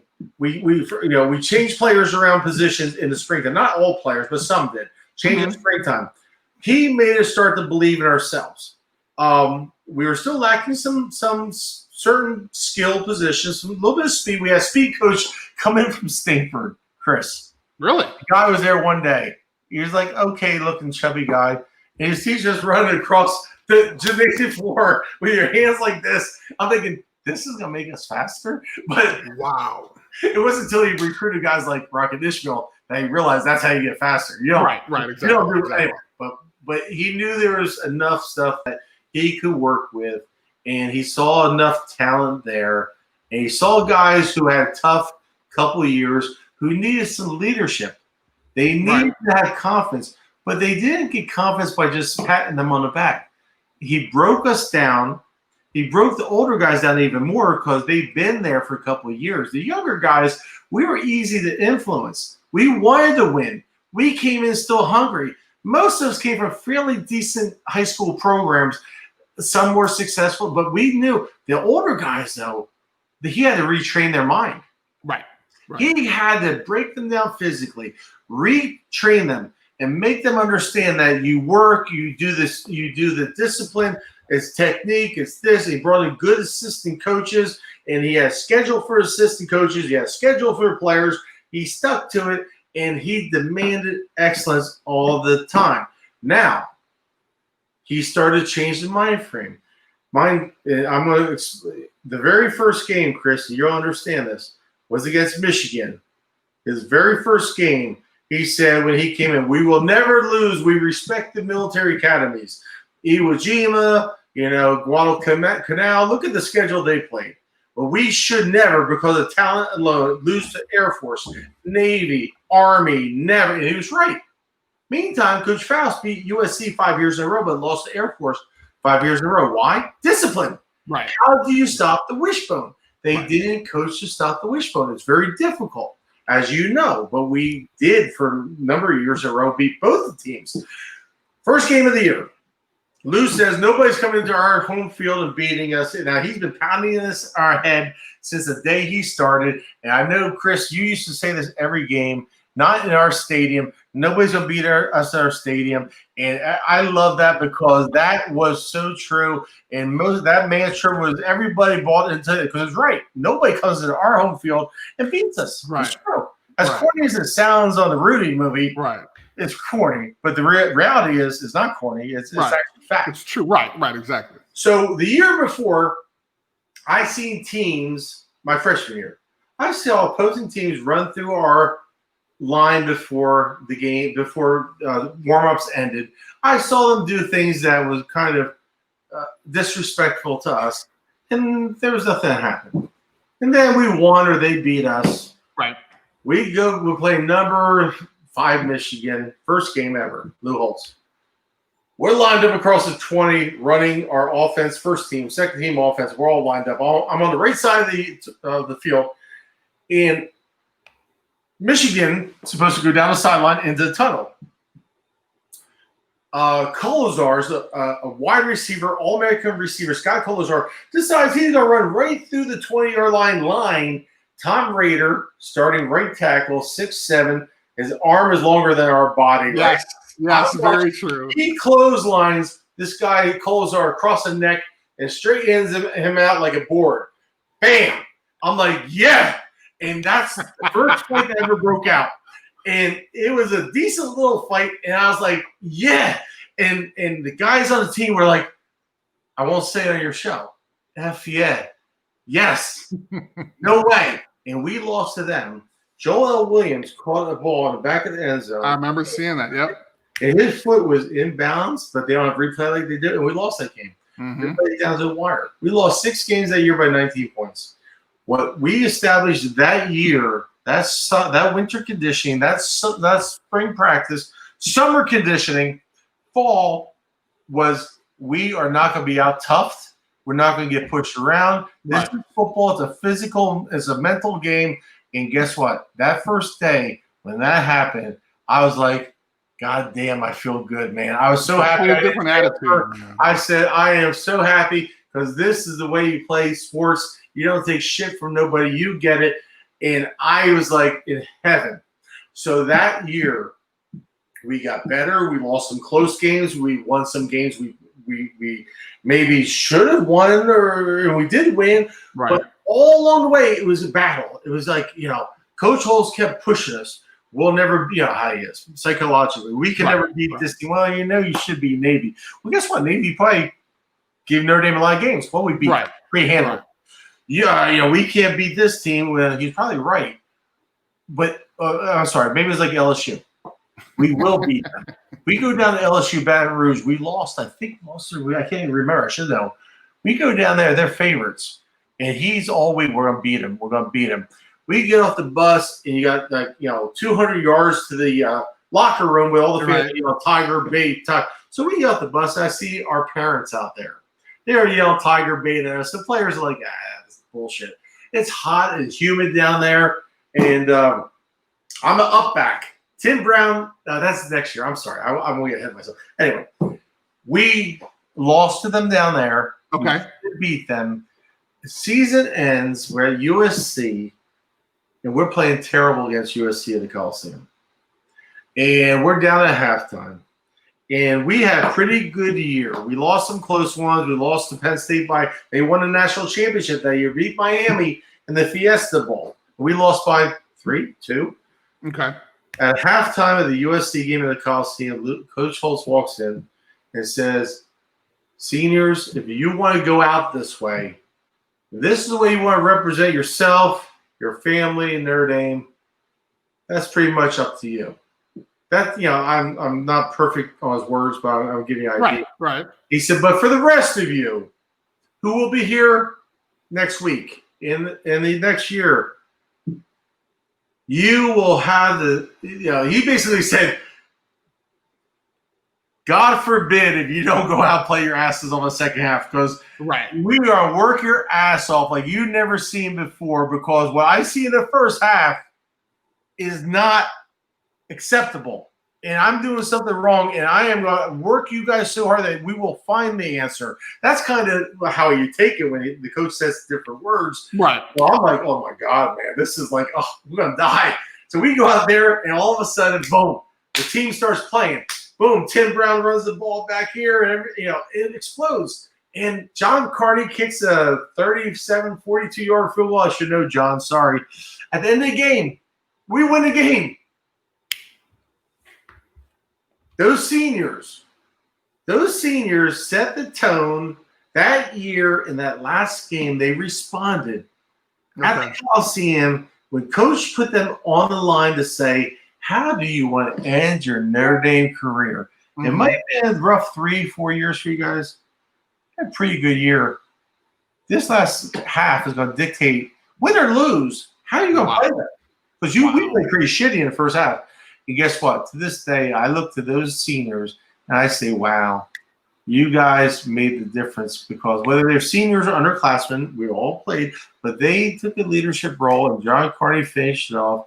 And that ended the season at 5-6, no bowl game, but we won. And we realized we're better than what we've been doing, and we had the internal fortitude that they couldn't pull out for a long time.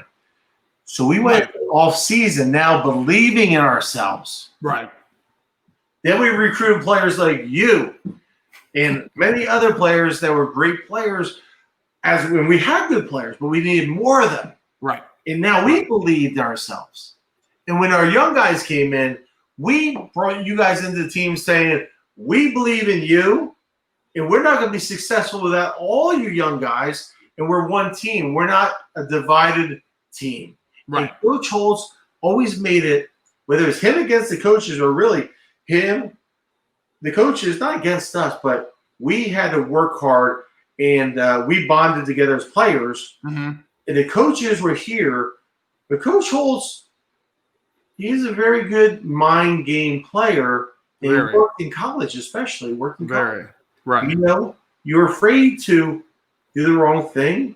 Sure. But you're happy to please him and your coaches. Right. But we didn't know at the same time the coaches and him had the same argument at the time. We didn't understand that as 18, 19, 20-year-old guys. Right. We're just trying to go out there to please the coaches and ourselves, and we bonded together. So we're all brothers together. And go ahead. I'm sorry. No, that's fine. I mean, what this is what I wanted to know. I wanted to know, where did this manifest from, right? Because you can't just have a whole bunch of young players who. I mean, I didn't play at all my freshman year, but a lot of freshmen did. I mean, it was amazing, and so you had this mixture of these young guys, and then you had this kind of older culture that been through some really rough stuff, and then all of a sudden. You start to win. So my freshman year, which was in '87, Tim Brown wins the Heisman Trophy. Yep. Right. I mean, you mentioned Michigan. You mentioned all these big games that happened. I mean, that's literally what turned. I think, and in hearing from you, this is what turned Notre Dame around. So '87, Chris, we play Michigan. Right. '86 was at home and we lost. Right. We lost to Penn State in '86 at home. They win the national championship. Right. We win only 5 games in '86 and lose 6 by, I think, 19 points. Mm-hmm. So we're in every single game. Right. But we don't believe ourselves enough, but we start to learn how to win, how to dig deeper, how to play and believe ourselves because the coaches coached us up. Okay, so let's move on. So you don't come to Notre Dame as Todd Light, Steve Berline, Mike Kovalevsky, Andre Jones, Ned Bolcar, keep going to the list. You don't come to Notre Dame unless you're a pretty good player. Sure, right. You're a pretty good football player. Right. And I can name 100 guys. So I apologize to all the guys I don't name. Once in a while, I don't hear my name a lot, but okay. Anyway, the thing is, you come – you already know you're a decent player. You wouldn't be there. Right. So, and you want to be successful in life, in school, in football.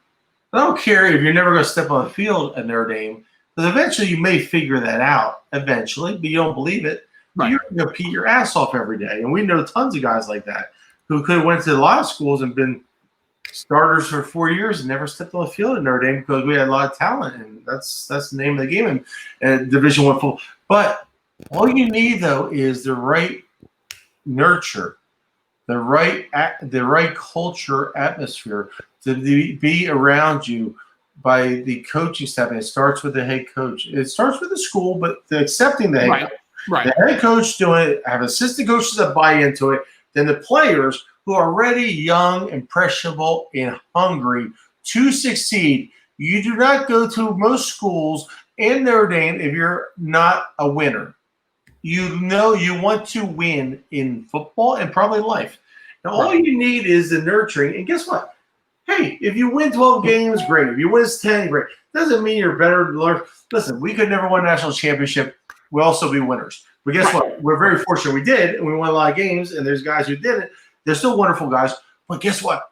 At that moment, coaching, timing, players, everything came together because it became about the team. Tim Brown was not bigger than the team. He knew that, and he played that way.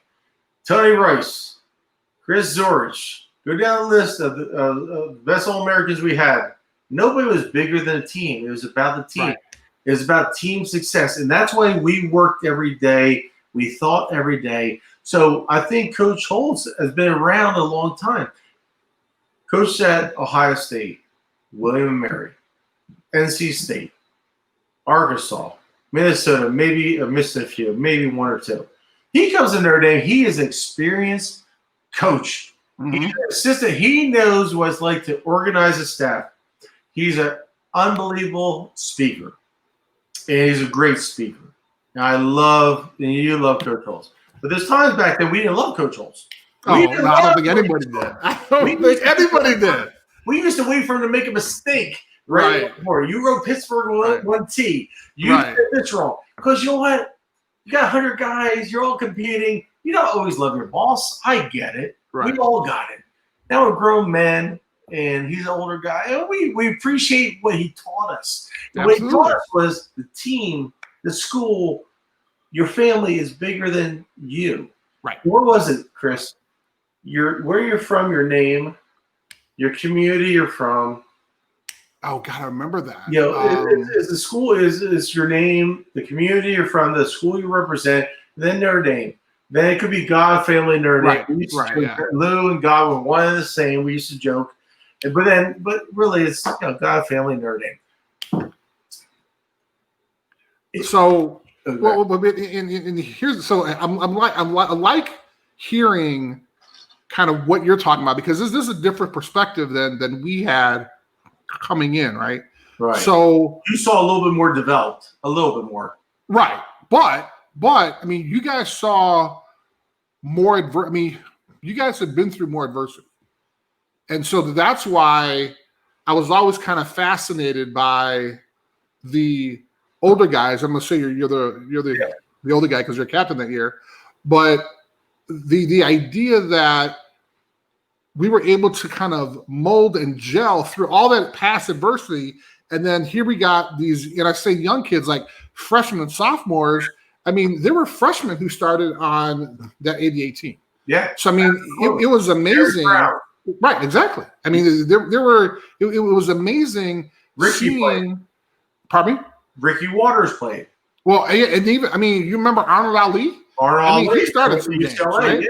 Great player. So, it's so interesting because looking at, and this is management, this is everything else. I mean, you talked before about success and leadership and, being what a true leader is. So, and this is actually my longest podcast. I'm going to have to cut. I'm going to have to do a Ned Bolcar part 2 here. But the one thing I want to talk about, though, is, I mean, for me, a turning point that year was when we were at USC. Yep.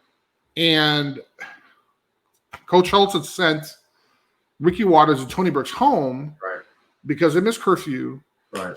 And this was one of the most, it was an incredible experience. But I mean, I remember vividly, he kind of walked in and explained what happened.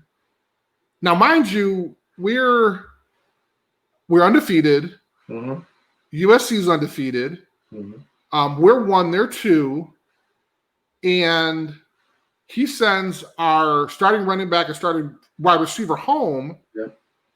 But before he does that, he says, and he kind of says this thing, and he said, "Seniors, this is your meeting." And he walked out. Yep. And I mean, I was just like, I couldn't. I was like, "Oh my God, what's going to happen here?" I'm 19 years old. I don't know what the hell's going on. My first year ever playing, so I had no clue. But then all of a sudden, you guys start to get up and say how you felt. And it was, I mean, I got the chills just talking about it now. But I mean, that was in for me. And don't get me wrong. I mean, I enjoyed the Miami game was great.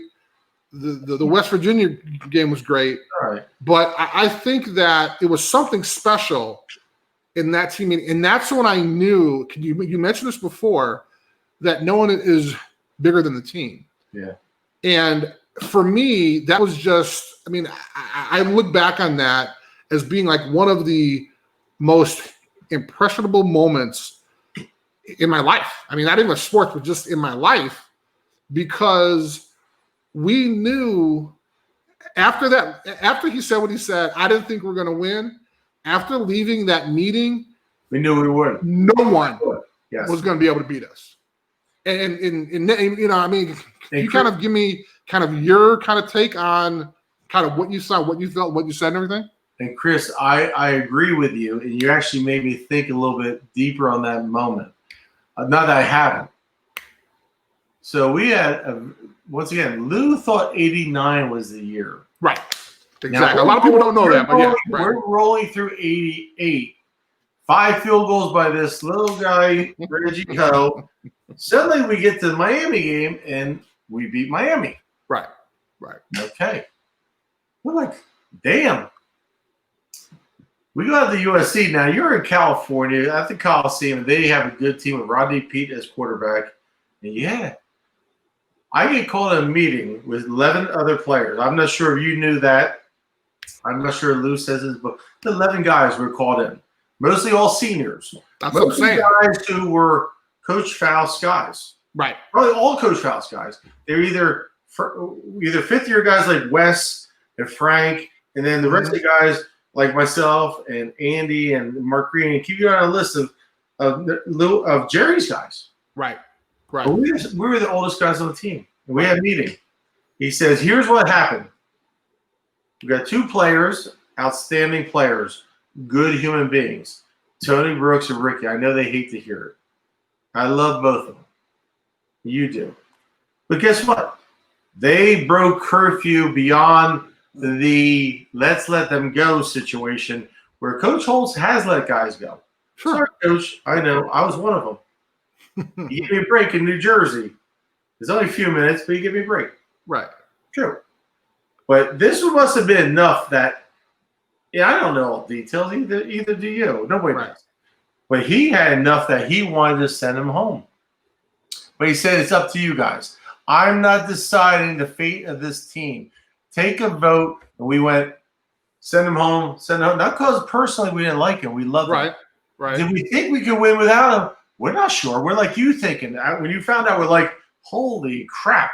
We're going to send home Tony Brooks, who played a lot of tailback, was like the second coming of Earl Campbell. Ricky Waters, who was an outstanding player, played flanker, punt returner, blah.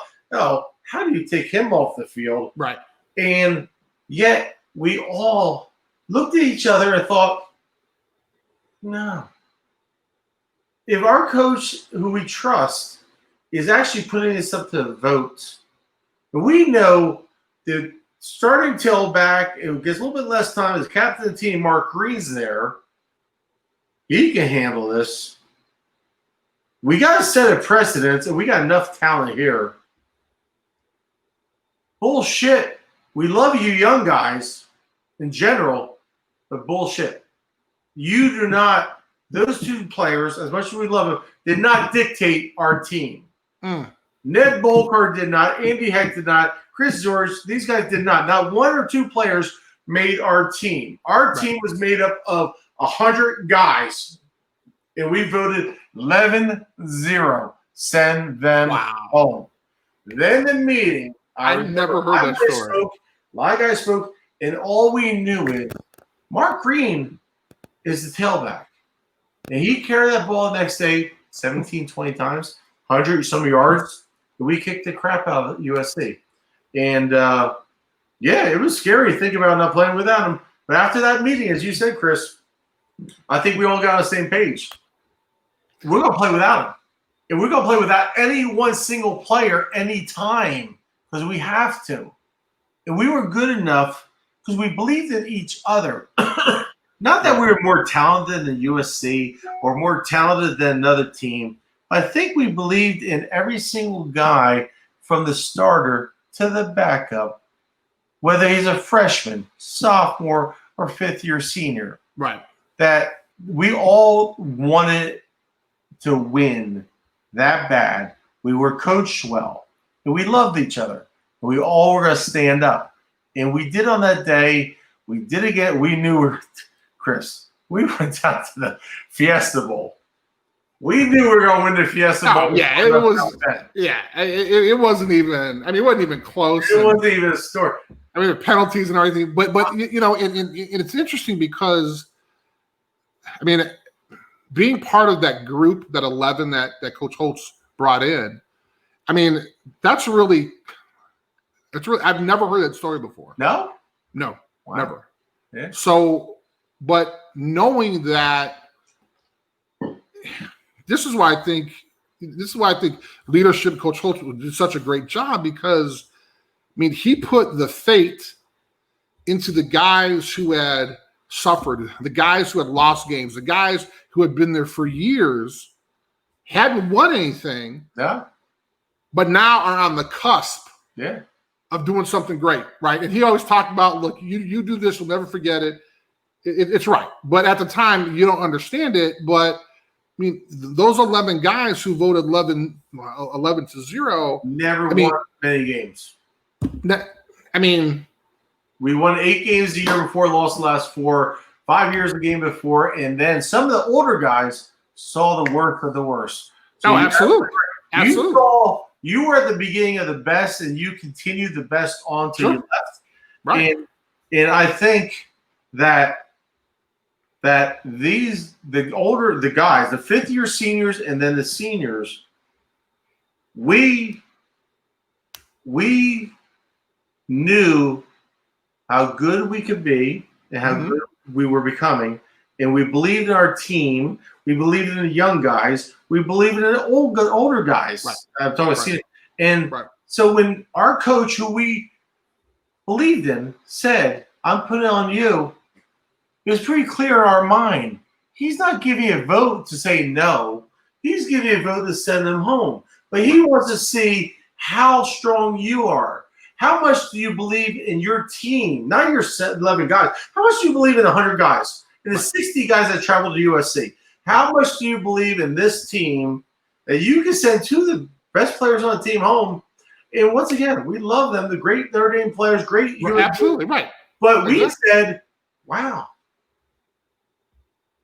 Yeah. See, if that's what didn't play, we would have won. If any of these guys, 11 guys didn't play, we would have won. Chris, absolutely. Absolutely. But therefore, he put it in front of us. We said, send him home. Let's go play. Well, at that point, after hearing the story, I mean, at that point, I mean, you could have sent Tony home. You could have sent anybody home. We would have won. And we would have won. I mean, that's literally how we felt. Tony, maybe not. Chris, I say this occasionally. I say this to Tony. I know I'm on a podcast. When I go back and watch old films, which I very seldom do, you know who looks better than I ever remember?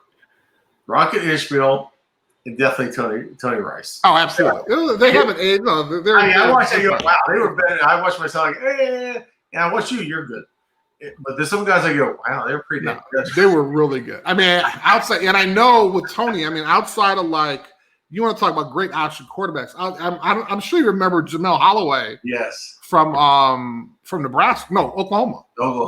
Right. I mean, all right. Yeah. Man, this is okay. Sure. We have to do Ned Bolcar part 2. I know we got. When I played for the Seahawks, assistant coach walked up to me at practice one day. Time out. Who's the? I'm sorry.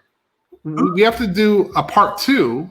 Because this is what I'm seeing. This is what I wanted, and I'm kind of sad it kind of came at the end.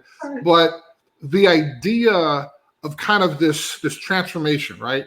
So I've had guys on the podcast that have experienced the success. I've had guys on the podcast that haven't had that success, but you were kind of right in the middle, right? So you had a chance to kind of experience it all. You had a chance to experience kind of the rough time with Faust and also the older players and kind of the chaos that was going on, but kind of also led into kind of the heyday, the success that literally Notre Dame has had since that time, right? I mean, you think about that 88 time, think about the time we were there. I mean, they're not getting the NBC contract without us. No. They're not getting $1 billion benefactors. No. All that success. And they were trying to make $100 million back then.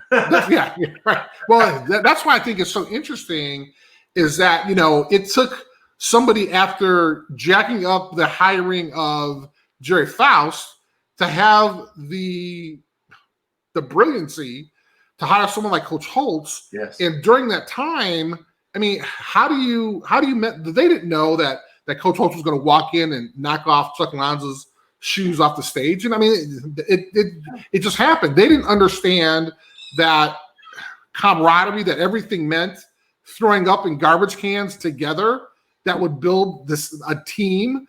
They had no idea that Reggie Hill was going to come in and do so well. I mean, there's so many things that kind of fell in place that allowed us to be successful. And that's why I think it's so interesting that, you know, during our time, and especially yours, this is why I wanted to have you on, was talking about that transformation, because it doesn't happen overnight.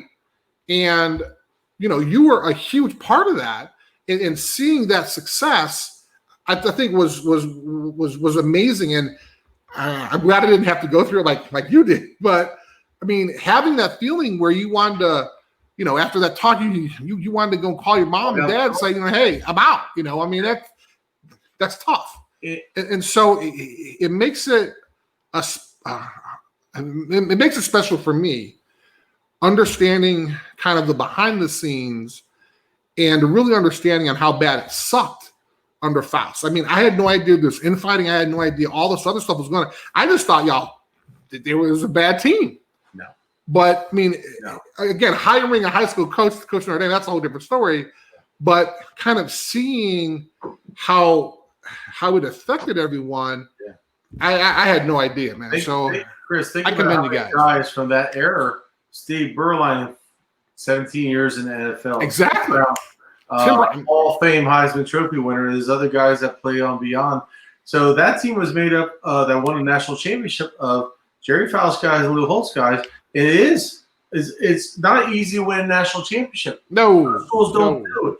And we have some special people. So I'd be happy to do a second podcast because I could talk forever. And there's so much we're missing. But we're actually going to pick it up from where we left off, because I have a great. Well, I'm just gonna mention this Ned Bolcar story, and then we're gonna end with this. I'll have the last word if you didn't know, because it's my show. And this is funny because this story actually took place 15, 20 years after we played, and I think they were on. I think it was like the 25th anniversary or something like that. They honored the team, and Charlie Weiss was the head coach at the time. Yeah. And they had, and I think you know where I'm going with this. They had us on they had a pep rally. It was in I forgot who we were playing. It may have been USC, I don't know, but we were inside the ACC. Yep. And we were sitting down. We were sitting in back of the current team, and they're going to honor us. And you were going to speak. Oh, we spoke on behalf of. He spoke. I spoke of our team, and this just blew me away, man. So, and I forgot how. I'm not sure if it was. We were always taught when anybody from our team, coach, player, whatever, when they get up to speak, you stand up, right? And so obviously we would stand up and everything. And I'm not sure if it was, and obviously this is your story, but I don't know if it was before or after they spoke and no one stood up.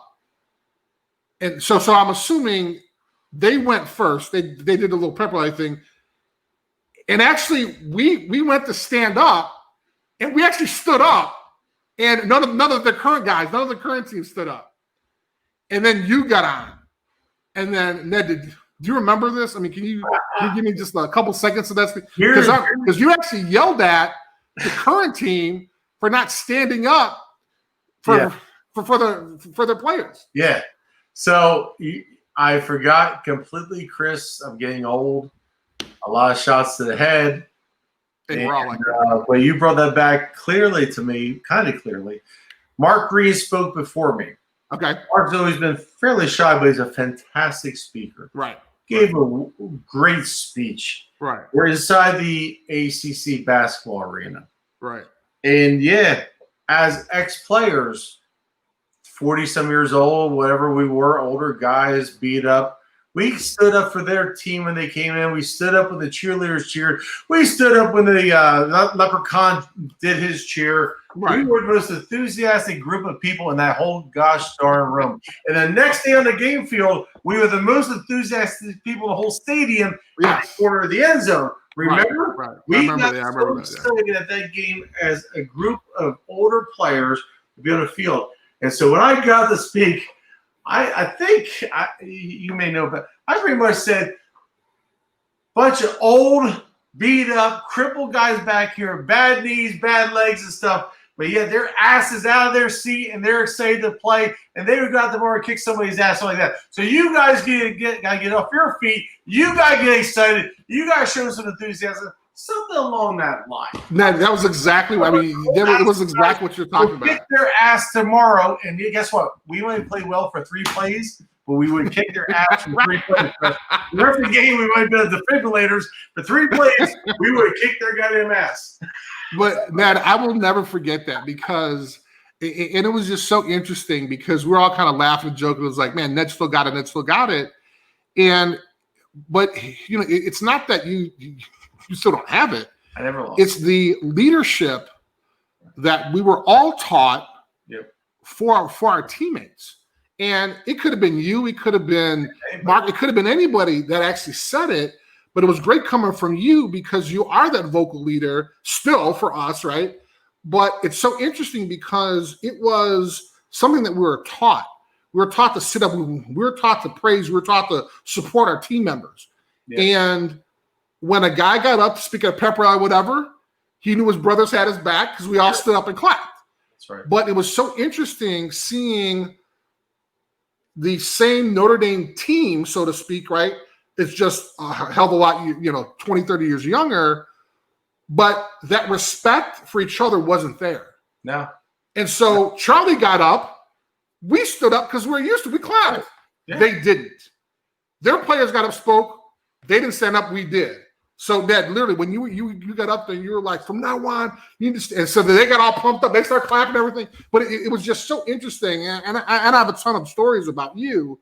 But I thought that was so interesting because as we've gotten older, that respect for Notre Dame and each other is still there. So that's why I think that it was so amazing that my favorite Ned Bolcar story is actually one that took place 20, 30 years later because it still talks about kind of the excitement that you have, the excitement that people have about Notre Dame and love Notre Dame, but the younger kids didn't understand it at the time. And I'm assuming they stand up now, but I remember the tongue lashing you gave them because they didn't stand up for their players or the coach. I thought that was awesome. And Chris, I appreciate the fact that you remember that because I would probably be disappointed if you didn't. Because when and believe me, when I talk and I could write a book, I could say it a couple times, but I can write a book about Notre Dame, good and bad, right? Sure. No, absolutely. Life is like this, right? There's no perfect. But what I always love about Notre Dame, I thought they had great students, great people, great fans, great Subway alumni. And as far as me as an athlete, I had some of the greatest brothers to this day who are my teammates. Chris Zorich, we can name 100+ guys that we played with in our 4 or 5 years of school. And when I say, so the greatest privilege of my life was that I got voted along with Andy Heck, Mark Green. You were captain eventually. I believe you were, right? I will speak. Okay. Yes, I thought so. That was after me. But Tony Rice, Anthony Johnson, it wasn't that your captain team because we had 60 captains on our team. Exactly. We had 60 guys, 70 guys who could stand up and lead. We had a team of leaders, a team that anybody could look at. And that's why being chosen as one of the few, just because you only chosen by those people, your peers, is one of the greatest honors I've ever had. But I knew the only way that we had success is I had 100 guys behind me, 60 guys who were all leaders themselves. And so that little moment at that time, I love you remember that because I forgot it, Chris, is I have 60 guys here today, 40-year-old guys who are leaders, and they can't understand why the hell don't you stand up? Why don't you get more excited? Why are you more fired up? Because we were. And what makes Notre Dame great is not the Golden Dome, it's the people. It's the people, the students, the faculty, the players, the passion. That's what makes any place special. People special. That's why we have a bond with Notre Dame, with ourselves, our team, and we lost how many guys? 15 guys from like 4 or 5 years, which is amazing amount of guys to lose. And I feel blessed that at 53 years old, this is part of my life. It is. It's all from New Jersey, just like Chicago. It's all part of our life. Chris, we could talk forever, but that's the passion that you had. Listen, there's so many great athletes out there, so many great people, but you don't do it without passion and heart. And we were so fortunate to be with great leaders, Coach Holtz, Barry Alvarez, go down this, Coach Palermo, Father Esper, the Chris Zoriches of the world, Tony Rice's of the world, Frank Stams. I can list 20 guys. Absolutely. Well, but again, we that's can't what make that journey so special. Yeah. Ned, dude, this was awesome, man. Like I said, we have to do a Ned, because there's other stuff we need to talk about, man. Because I want to talk about stories, man. All this stuff. Anyway, Ned, this is the long dude. This is a 2 hour. It was supposed to be an hour. Yeah, 3 We're hours. hitting the 2 hour mark, man. Come on, this is crazy, man. You haven't heard most of the stories. Well, that's what I'm saying. But I want to hear them. So it has to be a Ned part 2. Yeah. Seriously, man. Thank you so much, man. This was really great. And from a young kid who looked up to you, one as a linebacker, but also as a great leader. Thank you for being true to who you were back then, and obviously, 30 years later at a prep rally, you're the exact same guy, which is why we freaking love you. So, thank you so much, Ned. For everybody listening at Facebook Live, thank you so much, and most of all to my wonderful producer, director, and wife, Candy Rose. This interview, along with our other interviews, will be on my YouTube page at Chris Zorich 50. If you like what we're doing, please check the subscribe button. Thank you once again, Ned. Thank you. And everyone else for watching, and go Irish. Go Irish.